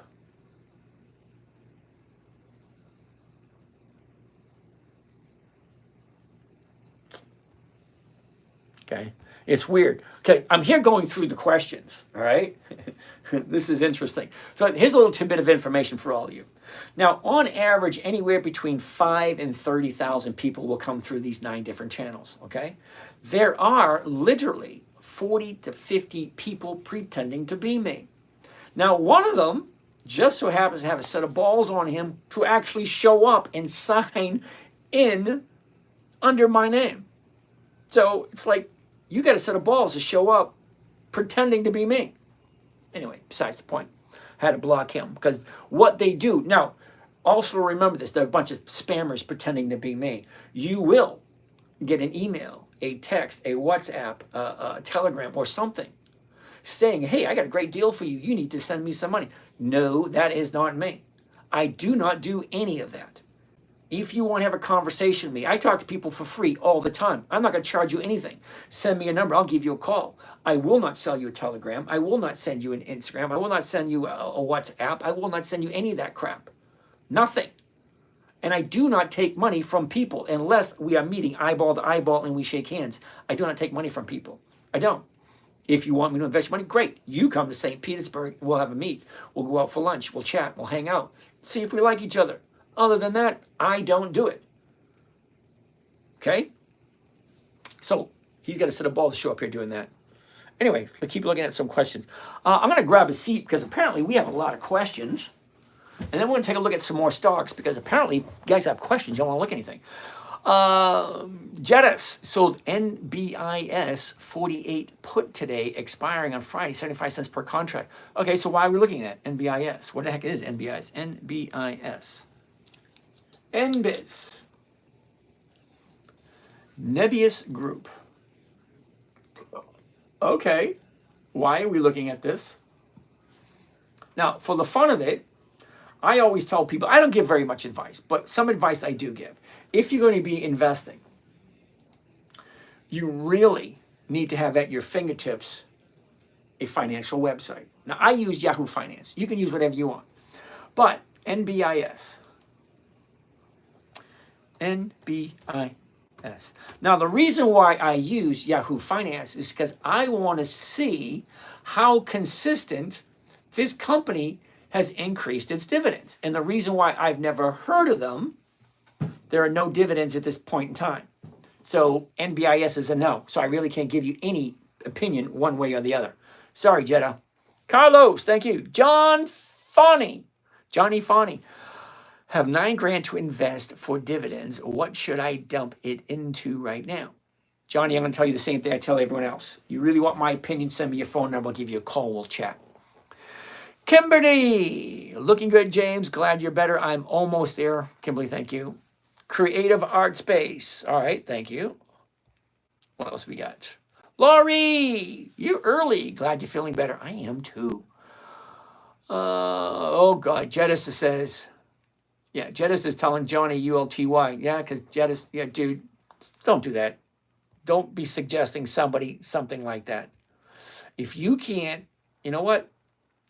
All right. This is for you, Jedis. Okay, JJ Jedis. All right. You like ULTY. All right. So here we go. ULTY. Now, this is why I don't like people doing this, Jedis. All right. Let's take a look at the dividends for ULTY. Oh, wait a second. It only goes back to March 2024. That's it? You mean this thing's not 20 years old? This thing's only 2 years old? So why are you putting your money into a 2-year-old company? Better yet, why are you telling other people to put money into a 2-year-old company? Let's check out the dividends and see how profitable this company is. All right, so let's check it out. $1.06, 1.06, 1.41. Well, that's good. Okay, 141. The next one is 127. Hold on a second. If it's consistently profitable, and if you are advising other people to put money into it, which basically you are, 106, 141, that's great. But from 141 to 127, that sucks. 127 to 113, that sucks even more. 113 to 99, we're rapidly advancing on this suck fest. Then from 199 to 78, we got 5 times in a row this thing went backwards. How the hell do you have the gall to tell someone to invest in a piece of crap like this? I don't care if you like it. The profits are right there. It is consistently going down. Why would you tell someone you don't know to invest into something like this? Don't do that. Don't automatically think just because you're making money on it that it's a good investment. It's like not even 2 years old yet. March 14th, 2024 is the very first dividend they shared. Okay, and then it went up once, and then it started dropping. Yeah, don't do that. That's not nice. Johnny Fawny, I'm going to tell you the same thing. Okay? Don't take advice from someone, especially someone on the internet. Don't listen to me. Take a look at the numbers yourself. Okay? I'll give you everything you need, but I'm not going to do it for you. Go to Yahoo Finance. Go to any financial website. They'll give you information on anything you want to invest in. Why would you put your money into something that is going backwards? The profits are actually decreasing over time. Why the hell? Remember I told you from the beginning? There's going to be someone who's going to say, buy this, and it's going to be a piece of crap. Now, if it wasn't a piece of crap, it would look something like this. Okay, we all know who Microsoft is. You may not like the man. I don't like him. I think he's a dick. But let's go back to 2005. You ready? Look at the numbers from 2005. 8, 9, 10, 11, 13, 16, 20, 23, 28, 31, 36, 39, 42, 51, 56, 62, 68, 75, 83. Every single year it went higher and higher and higher. The numbers don't lie. Anyway, let's move on. I got some more questions to answer, and it's 10:22. Let's get out of there. Mike, good evening. Jason, how you doing? Lee, may I ask you a favor? Yep. What's your favor, Leah? Kilroy, can you explain what exactly your strategy is? Invest in dividends? No, that's not what I said. Kilroy, what I do is I invest in dividend stocks for weekly cash flow. I'm looking at companies that have weekly options and are in a present upward trend. because stocks go two different ways and only two. Well, they go three ways: up, down, or nowhere. They go up, they go down, or they go sideways. Nowhere. Okay, that's it. Stocks do not come to your house. They don't take the dog for a walk. They don't wash the dishes. They don't even take out the trash. Stocks go up, stocks go down. That's it. That's all. I'm looking in from Madrid this evening. Okay. And how are you doing today, Raffaello? ¿Qué pasa, amigo? ¿Cómo está? What tickers are we watching? Okay, good question. Nettie, good evening. TSM. Nettie wants to take a look at Taiwan Semiconductors. TSM. TSM. I'm going to say no. Okay, now the reason, Nettie, I'm saying no for TSM is look at this run up. From April, we're at 130, and she jumps up to 250. Okay, now I don't buy at the high. Okay, I have 300 stocks to keep my eye on. They go up, they go down, they go up, they go down. If I zoomed in, okay, down, up, down, up, down, up, down, up. That's all they do, day after day after day. Find companies you like, make sure you're buying them at the right time if the numbers work. I'm buying it at the current price. I am selling it at the current price. So if I buy it for $100, I'm selling it for $100. The only thing I'm collecting is the insurance premium. That's it. And if the insurance premium is 1% or more, that's 1% every single week. Do I care if the stock goes up? No, I don't care if the stock goes up. I want my 1%. That's it. That's all. I want to spend 10 minutes or less. That's it. Next. William Sila. What the heck is Sila? S-I-L-A. It's a no is what it is. I don't do monthlies. The numbers just don't work. Not only do the numbers just not work, I got to guess where is it going to be in 30 days. Because a 30-day option, a monthly option, expires in 30 days. So if I'm buying it today at 25.16, well, where's it going to be in 30 days? I don't know, and I have no desire to try to figure that out. I don't do monthlies, William. The numbers don't work for me. Joe Mazio, what's happening, Joe? Let's keep on going. Milady, Charles, how you doing? Jacob, how you doing? Chill, Snow Queen. Mary Yam Gaffner. Gaffar. Oh, Gaffar. Gaffar. Oh, who did that?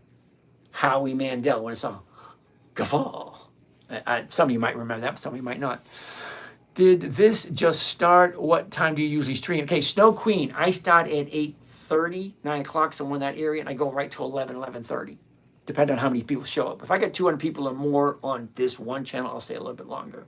Or if I get some good I get good mojo going, I'll stay a little bit longer. Okay, what do we have?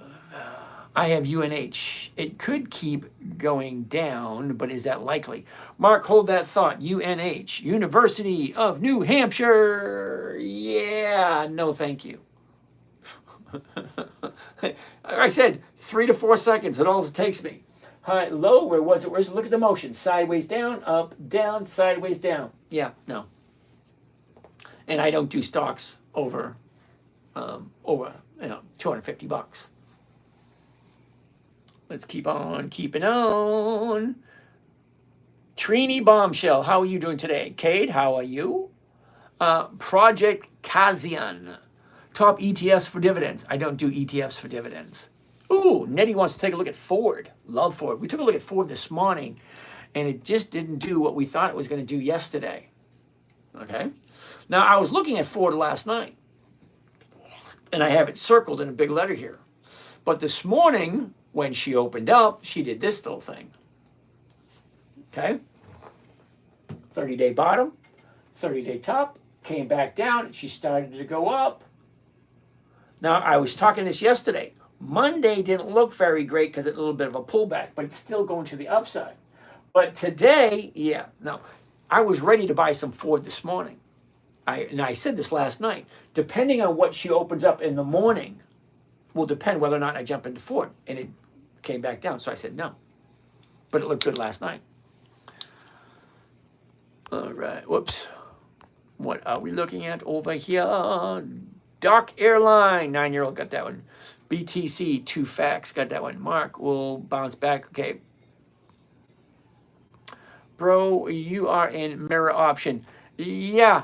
Etin Ross. Etin Ross? Yeah. If you want to come on by and fix it for me, be my guest. I have no idea how to do it on YouTube. I know how to do it on the other channels. I just don't know how to do it on YouTube, which is where you are. Sorry. No dollar cost averaging for individual stocks. Only dollar cost average for index funds. Mark, why would you say that? Zarin is no one owes you their tax form. Yeah, that's funny. Okay. Your ex still stalking you? No. Actually, my ex is one of my best friends. If I have any questions, have any issues in life, the first person I call, my ex-wife. Isn't that weird? My new girlfriend says, she likes my ex-wife. They talk every day. My ex-wife and my girlfriend talk every day. All of my girlfriends love my ex-wife. She's a great woman. We didn't get along. We had different goals in mind.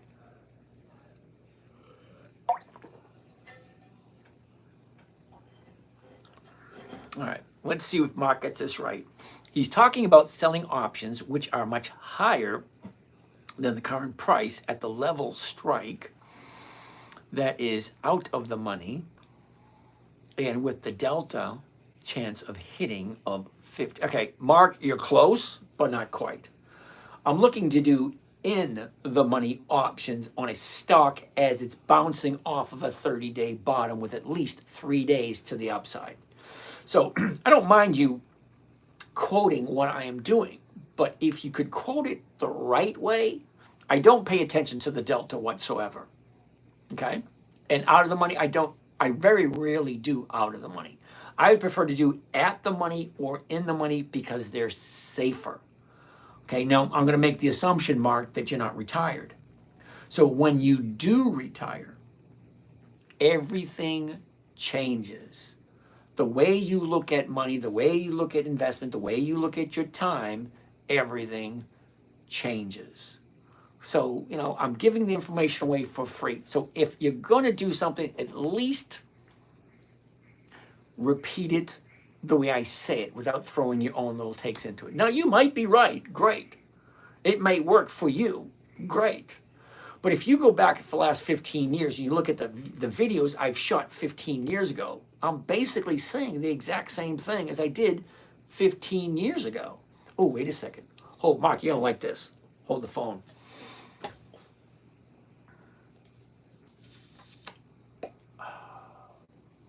There he goes, right there. Dun, da, da, dun, dun, da, dun, da, dun. Here's all my trades for 2024.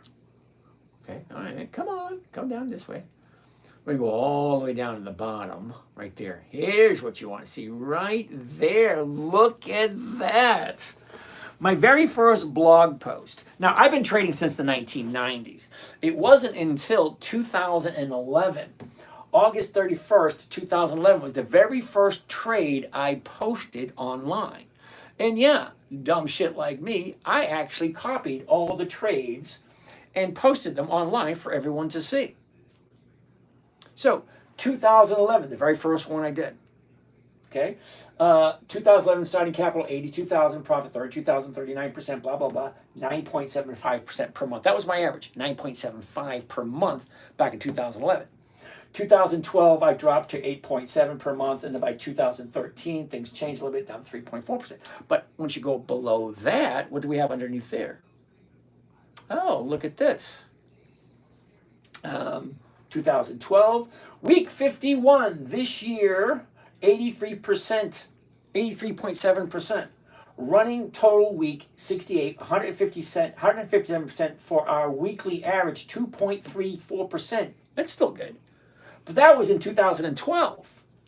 What else do we have? Oh, look at this one. Whoops. Nope, right here, this one. All right. Trading with dividends, week 12, wrap up, March 23rd, 2013. Well, what is this? The 1-year chart, the 90-day chart, the 30-day chart. Look at this, RCII, Rent-A-Center. Who remembers that stock? Okay? Moving sideways all year, last 90 days, looking at a channel close to the year's high. Last 30 days, still in that channel, looking good for the dividend to make the push upwards. I'm basically saying the exact same things I said in 2013 and 2011. It's just now it's live. So now I don't have the luxuries of editing out crap because you can go and watch my videos. See, this right here is being recorded. So after tonight, you can go back and you can watch this video. I have over 1,100 videos on YouTube. You can watch them anytime you want. I say the same things over and over and over again because I come from a time frame that a lot of you people call Gen Xers. We were born in the 60s and 70s. It was a total different world back then, but it was fun. It was. But here's the thing. I have a mantra or a code, whatever you want to call it. If it ain't broke, don't fix it. If it's working fine, leave it alone. Plain and simple. My generation, if it's working fine, leave it alone. Okay? Well, let's keep on going. Costco. I don't do Costco. Mark. The issue is in a low VIX environment, if you aren't really rewarded enough to take on the risk to sell options. Thank you there, Mark. To teach a strategy, one must teach the downside of how to avoid them. Absolutely, Mark. I'm going to agree with you 100%. But here's the thing, Mark. Let's see if we get some kind of common ground. Some kind of common ground here. Okay, let's find an interesting one. Macy's? Let's not do Macy's. What's a good one we can look at? Ooh, here's a good one. IBM. Okay. Mark, here's a question for you. Let's say, hypothetically speaking, oh, wait a minute. Let's do this one. MSFT. Because we all saw the dividends from Microsoft. Okay? All right, Mark, you ready? The current price for Microsoft is $512.57. The bottom of the year was $340. Okay, so the bottom is $340, the top is $520. All right, so here's the thing. Let's say, hypothetically speaking, okay, Microsoft has a $2 dividend. Most people will buy the stock and collect that $2 dividend every 90 days. Absolutely nothing wrong with that whatsoever. Nothing wrong with it. Great plan. It's a good stock. Consistently profitable for the last 25 years. Okay? What's wrong with that? Nothing. So let's say, hypothetically speaking, I buy 1,000 shares at 512. Let's also say you buy 1,000 shares at 350. Now, I have 1,000 at 512. You have 1,000 at 350. Who gets more in dividends? I have 1,000 shares. You have 1,000 shares. Is your dividend higher than mine? Is my dividend higher than yours? That's the question. It's an honest question. What does volatility, what does up, down, what does all that bullshit mean if we both own the exact same amount of shares? The dividend you collect has nothing, absolutely nothing to do with the stock price you got it for. He bought his at 340 or 350, whatever. I got mine at 512. The dividend's the exact same. If I get, 1,000 shares, okay, and it's $2 per share, I get $2,000. He bought it at 350. How much is he getting? Is he getting more than me because he bought it for less? No, he gets the exact same amount of money. Explain to me how that's wrong. If I buy it at 512, never, ever, ever, ever sell it for the rest of my days on this planet. I will continuously get a dividend. 1,000 shares, I will continuously get 1,000 dividends every single 90 days for the rest of my life until I decide to sell that. Now, you bought it at 350. You're getting the exact same thing I'm getting. There are no perks. There are no detriments to the entry point whatsoever. So why do I care? I don't care of any of that crap. I care about, is the company consistently profitable? Well, yeah, they are. Are they consistently increasing their dividends? Yeah, they are. Now, here's the thing that you're missing, okay? Whether or not I decide to sell aside or decide to buy more, whatever, that's all irrelevant. The dividend's the exact same. We're still getting the exact same amount of money, okay? Now, let's say at this moment in time,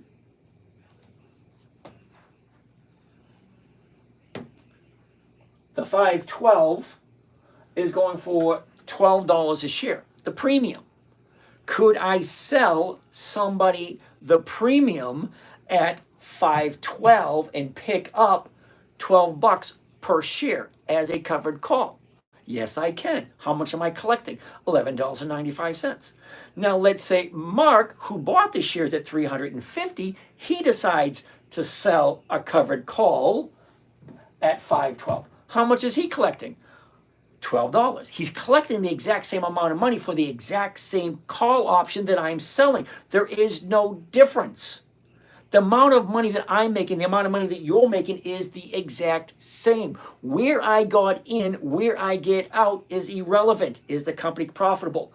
Do they have weekly options? Am I collecting 1% every single week or more?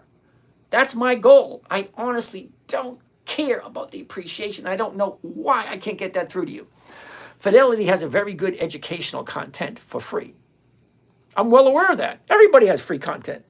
What's up with the hot song playlist? I have no idea what he's talking about. What time frame do you trade on? Daily.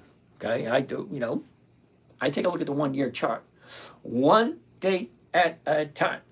Okay? I spend 10 minutes a day in front of my computer doing my trades. That's it. It's called the 10-minute trader for a reason. Every single video you ever hear me, every single time.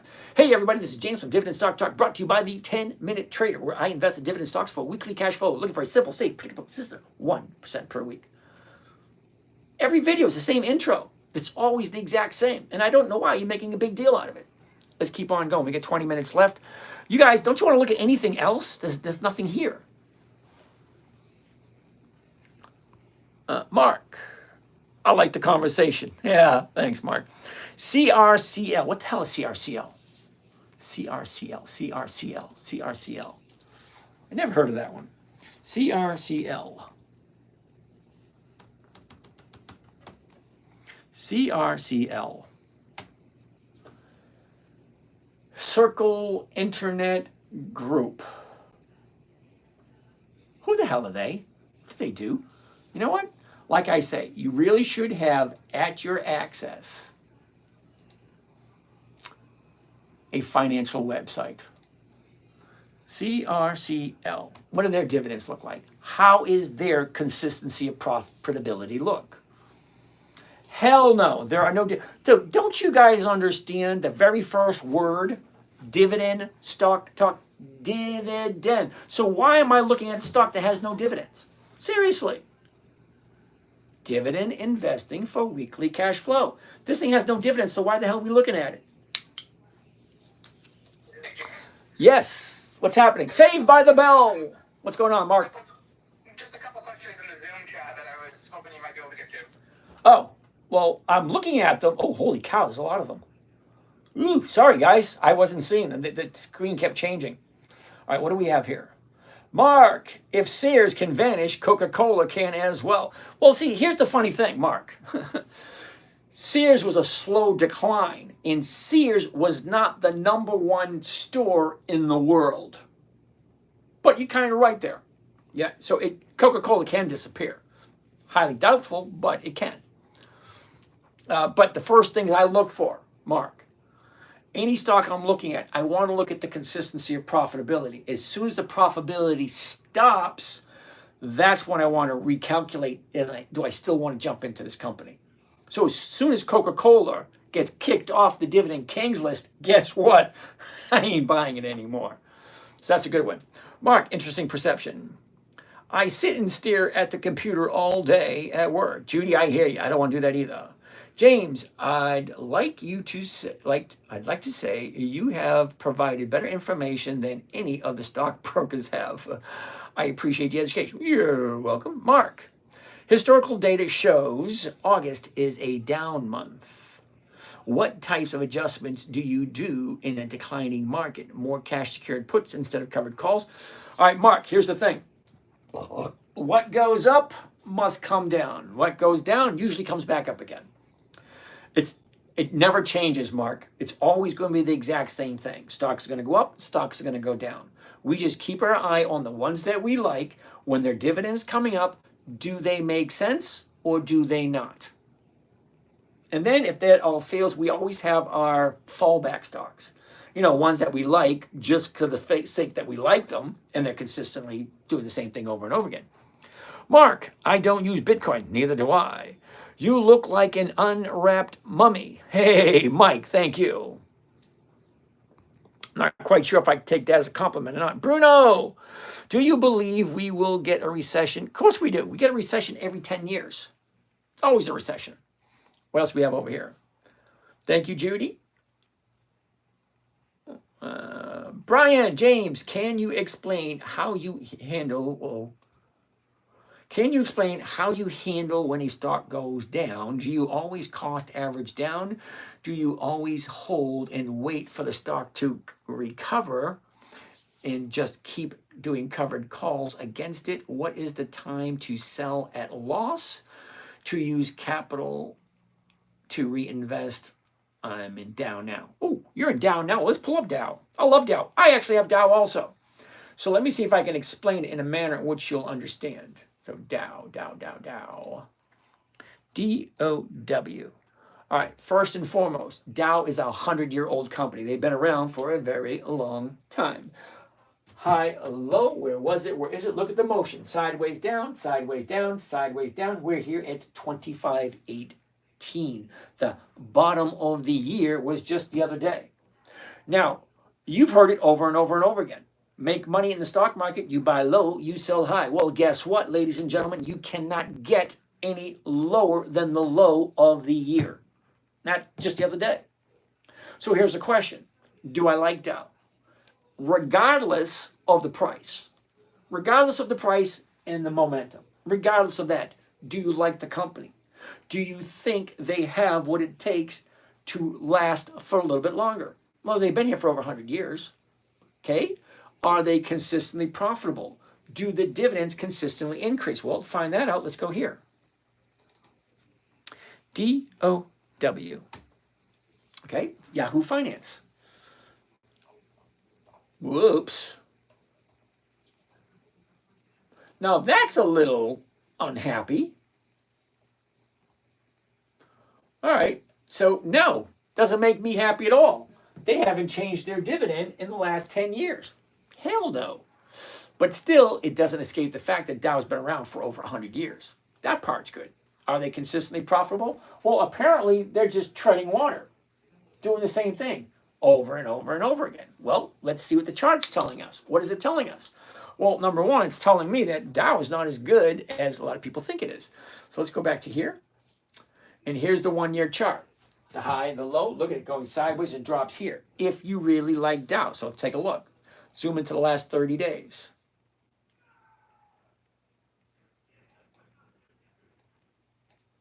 Okay, 30 days ago, we're at 26, shoot up to 31, back down 28, back to 31. Now we're down here. Now, this is what I said yesterday. Now, I already have Dow because I got here. You know, 2 days up, third day, yep. Okay, so I jumped in here for Dow. Did I expect this? No, nobody ever expects that. But here's the thing. Now, I jumped in. I forget.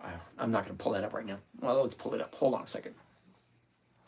Hold on a minute, Dow. All right, so I'm in a Dow at 28. Okay, 28.50, which is right there. Okay, and I sold some of the rights to buy it from me at 28.50. Now I picked up 48 cents a share. Well, that's nice. That's over 1%. Great. So now she dropped. So now I get two choices. One, do I dollar cost average? Well, that's a question only you can answer. Does it make sense? Well, I'm in it at 28. Now we're down at 25. What are the odds and probabilities that this is going to drop and come back up?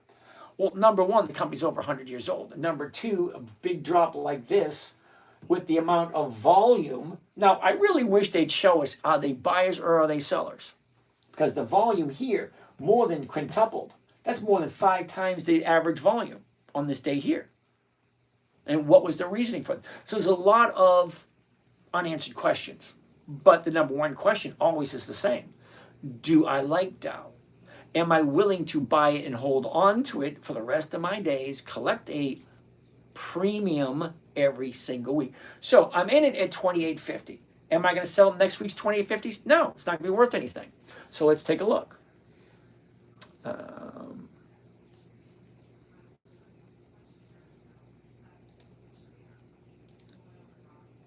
Okay, so next week's 28.50s at this moment in time are going for 2 cents. Well, that just doesn't make any sense to me. So what is going to happen? Well, like Mark says, I am going to collect the dividend every 90 days. Now, remember rule number one, never buy something you don't want to hold long term or it's not on your list. Well, Dow's on my list. So I have a choice. Stock dropped. I already picked up 48 cents a share, which is close to 2%. Not quite, but close. So now the stock's at 25.18. It's slowly coming up. So this coming week, depending on what happens Wednesday, Thursday, Friday, will give me a better idea of what option I sell next week. Okay, so there's certain numbers I want to look at. I want to look at how the movement is over the next 4 or 5 days. Because the option I have at this moment in time, the 28.50, that's going to expire worthless on Saturday. And then I have the 1,100 shares that I can do whatever I want with. Well, what am I going to do? First thing Monday, I'm going to take a look at what is the chart telling me. Because bottoms here, after a big drop, there's usually a bounce. It usually comes up, and gaps have a tendency to fill. Is that guaranteed? No, not guaranteed, but they have a tendency to fill. And this is the bottom of the year. So if you like Dow, this is the time to buy at the low of the year. Because you can't get any lower than the low of the year. But there's always that chance it could go lower. That's why I want to look the next 3 or 4 days. Wednesday, Thursday, Friday, and then Monday at the open. After the market opens on Monday. Okay, so Wednesday, Thursday, Friday, we'll know what that happens on Friday. This option is going to expire, this one here. So next week, I will decide, do I want to do the 26.50s, which is right here? Do I want to do the 27s, the 27.50s, the 28s, or the 28.50s? Which one do I want to do? It's going to be a personal choice, and that will be my choice. You have to decide when the stock goes down, what do you want to do next? Because it is guaranteed, a 100% certainty. You're going to buy something and it's going to drop. You're going to buy something and it's going to go up. That's it. It's going to go up, it's going to go down. That's all they do. They go up, they go down, that's it. Okay? So if you're not okay with that, you shouldn't be playing this game. But absolute worst case scenario, I will hold on to Dow until it gets back to 28.50. But while I'm waiting for it to get back up to 28.50, I will collect the dividend. I will also collect every single week some premium. 1%, great. 0.5%, okay. 0.25%, better than a kick in the knee. I'm going to say something else, but I wanted to keep it as clean as I could. So if I'm not going to do the 28.50, I might do the 26.50. Well, the 26.50 is paying 28 cents. It's 3 strikes out of the money. 3 strikes out of the money, it's kind of safe. Not the safest in the world, but kind of safe, and it gives me over 1%. It's always, always, always going to be a numbers game. What did I buy it for? What option did I sell?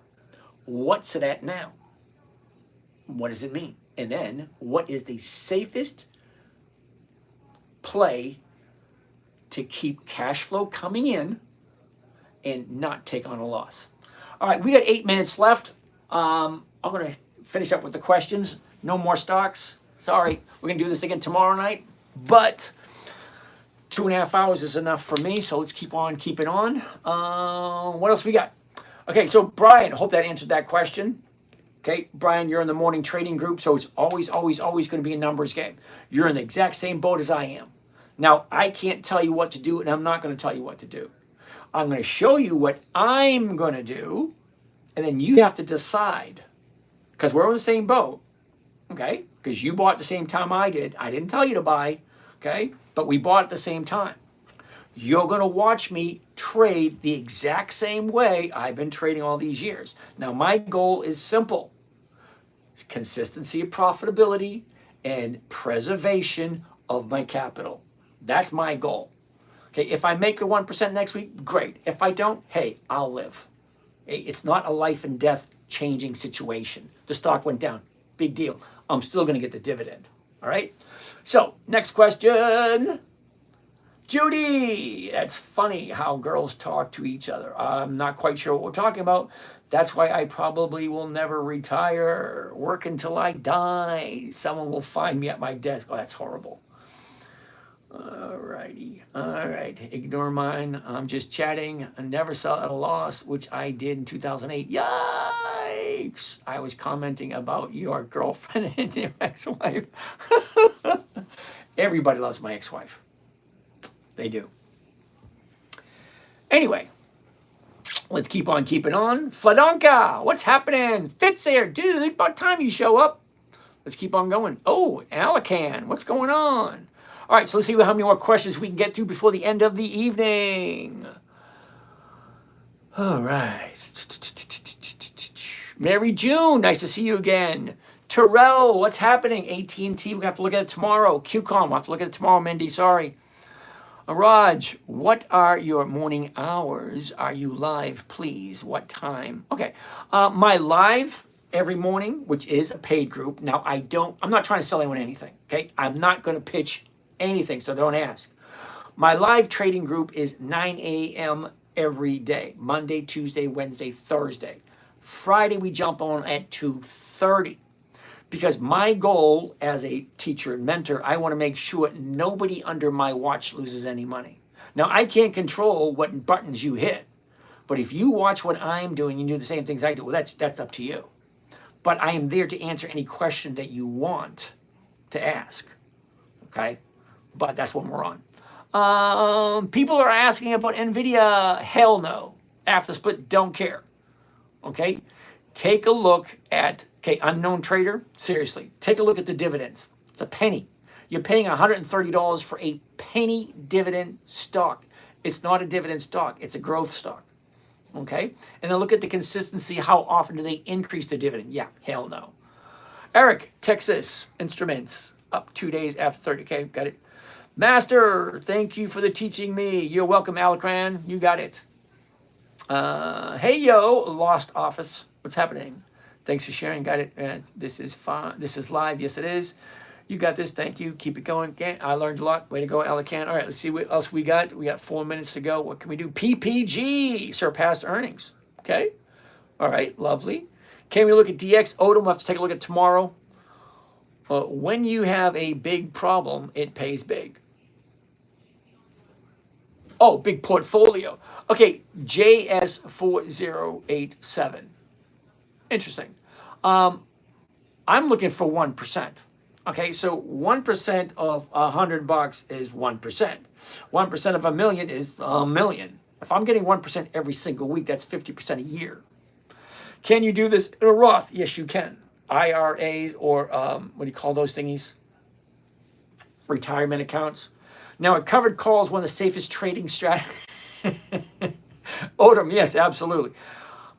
As a matter of fact, Odom, you ready for this one? Here it comes. In an IRA, there are certain trades you can do and certain trades you cannot do. Now, the covered call is safe. So safe, they say, you can do it in your IRA. Okay? So, yeah, you can do a covered call in your IRA. There's certain trades you cannot. Guys, seriously, I trade with a group 90% win rate to blah, blah, blah, mask investor. Got it. Mark, I don't understand what you mean about NVIDIA sentence. Yep. Bruno, the mask investor. Good. Channel follow. Yep, Mark. Discord, Bay Street, blah, blah, blah. All righty. All right. That being said, what else do we have here? Ooh, George wants to take a look at Nucor. NUE, you have to take a look at tomorrow. Let's look at PM. At Philip Morris, yeah. Ooh, Odom, 3M. Nucor, please, 3M. We'll have to look at it tomorrow.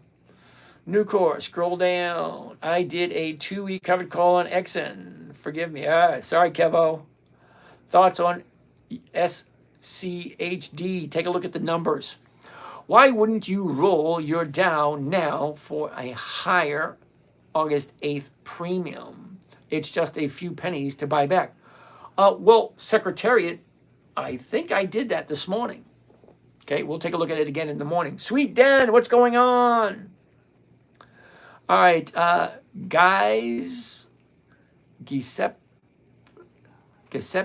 Mario Maz. Oh, Giuseppe, what's happening? SCHD, don't get me wrong, a lot of people like it. If you take a look at the profitability, how consistently profitable are they? That makes me stay away from them. All right, let's keep on going. Yep, he's absolutely right. Mark's right. NVIDIA and Tesla do have the most liquid options, if that's what you want to play. Now, Mark, I am going to comment that the most liquid options mean, well, they're also very risky. I just don't play that game. I will try to find it on the Discord. Welcome, blah, blah, blah. I sense James is on the loop. Nope, Mark, James is not on a loop. I'm on a tangent. Yes, implied volatility ramps up as option buying demand increases near the dividend date. Absolutely, he's right. I think the moderator is frozen. I don't even have a moderator. I do need to get a moderator over on YouTube. I need someone to get rid of the trolls. Implied volatility, which is the future looking, is usually higher than historical volatility, which is backwards looking. Not always, but usually. It depends on what just happened to the stock also.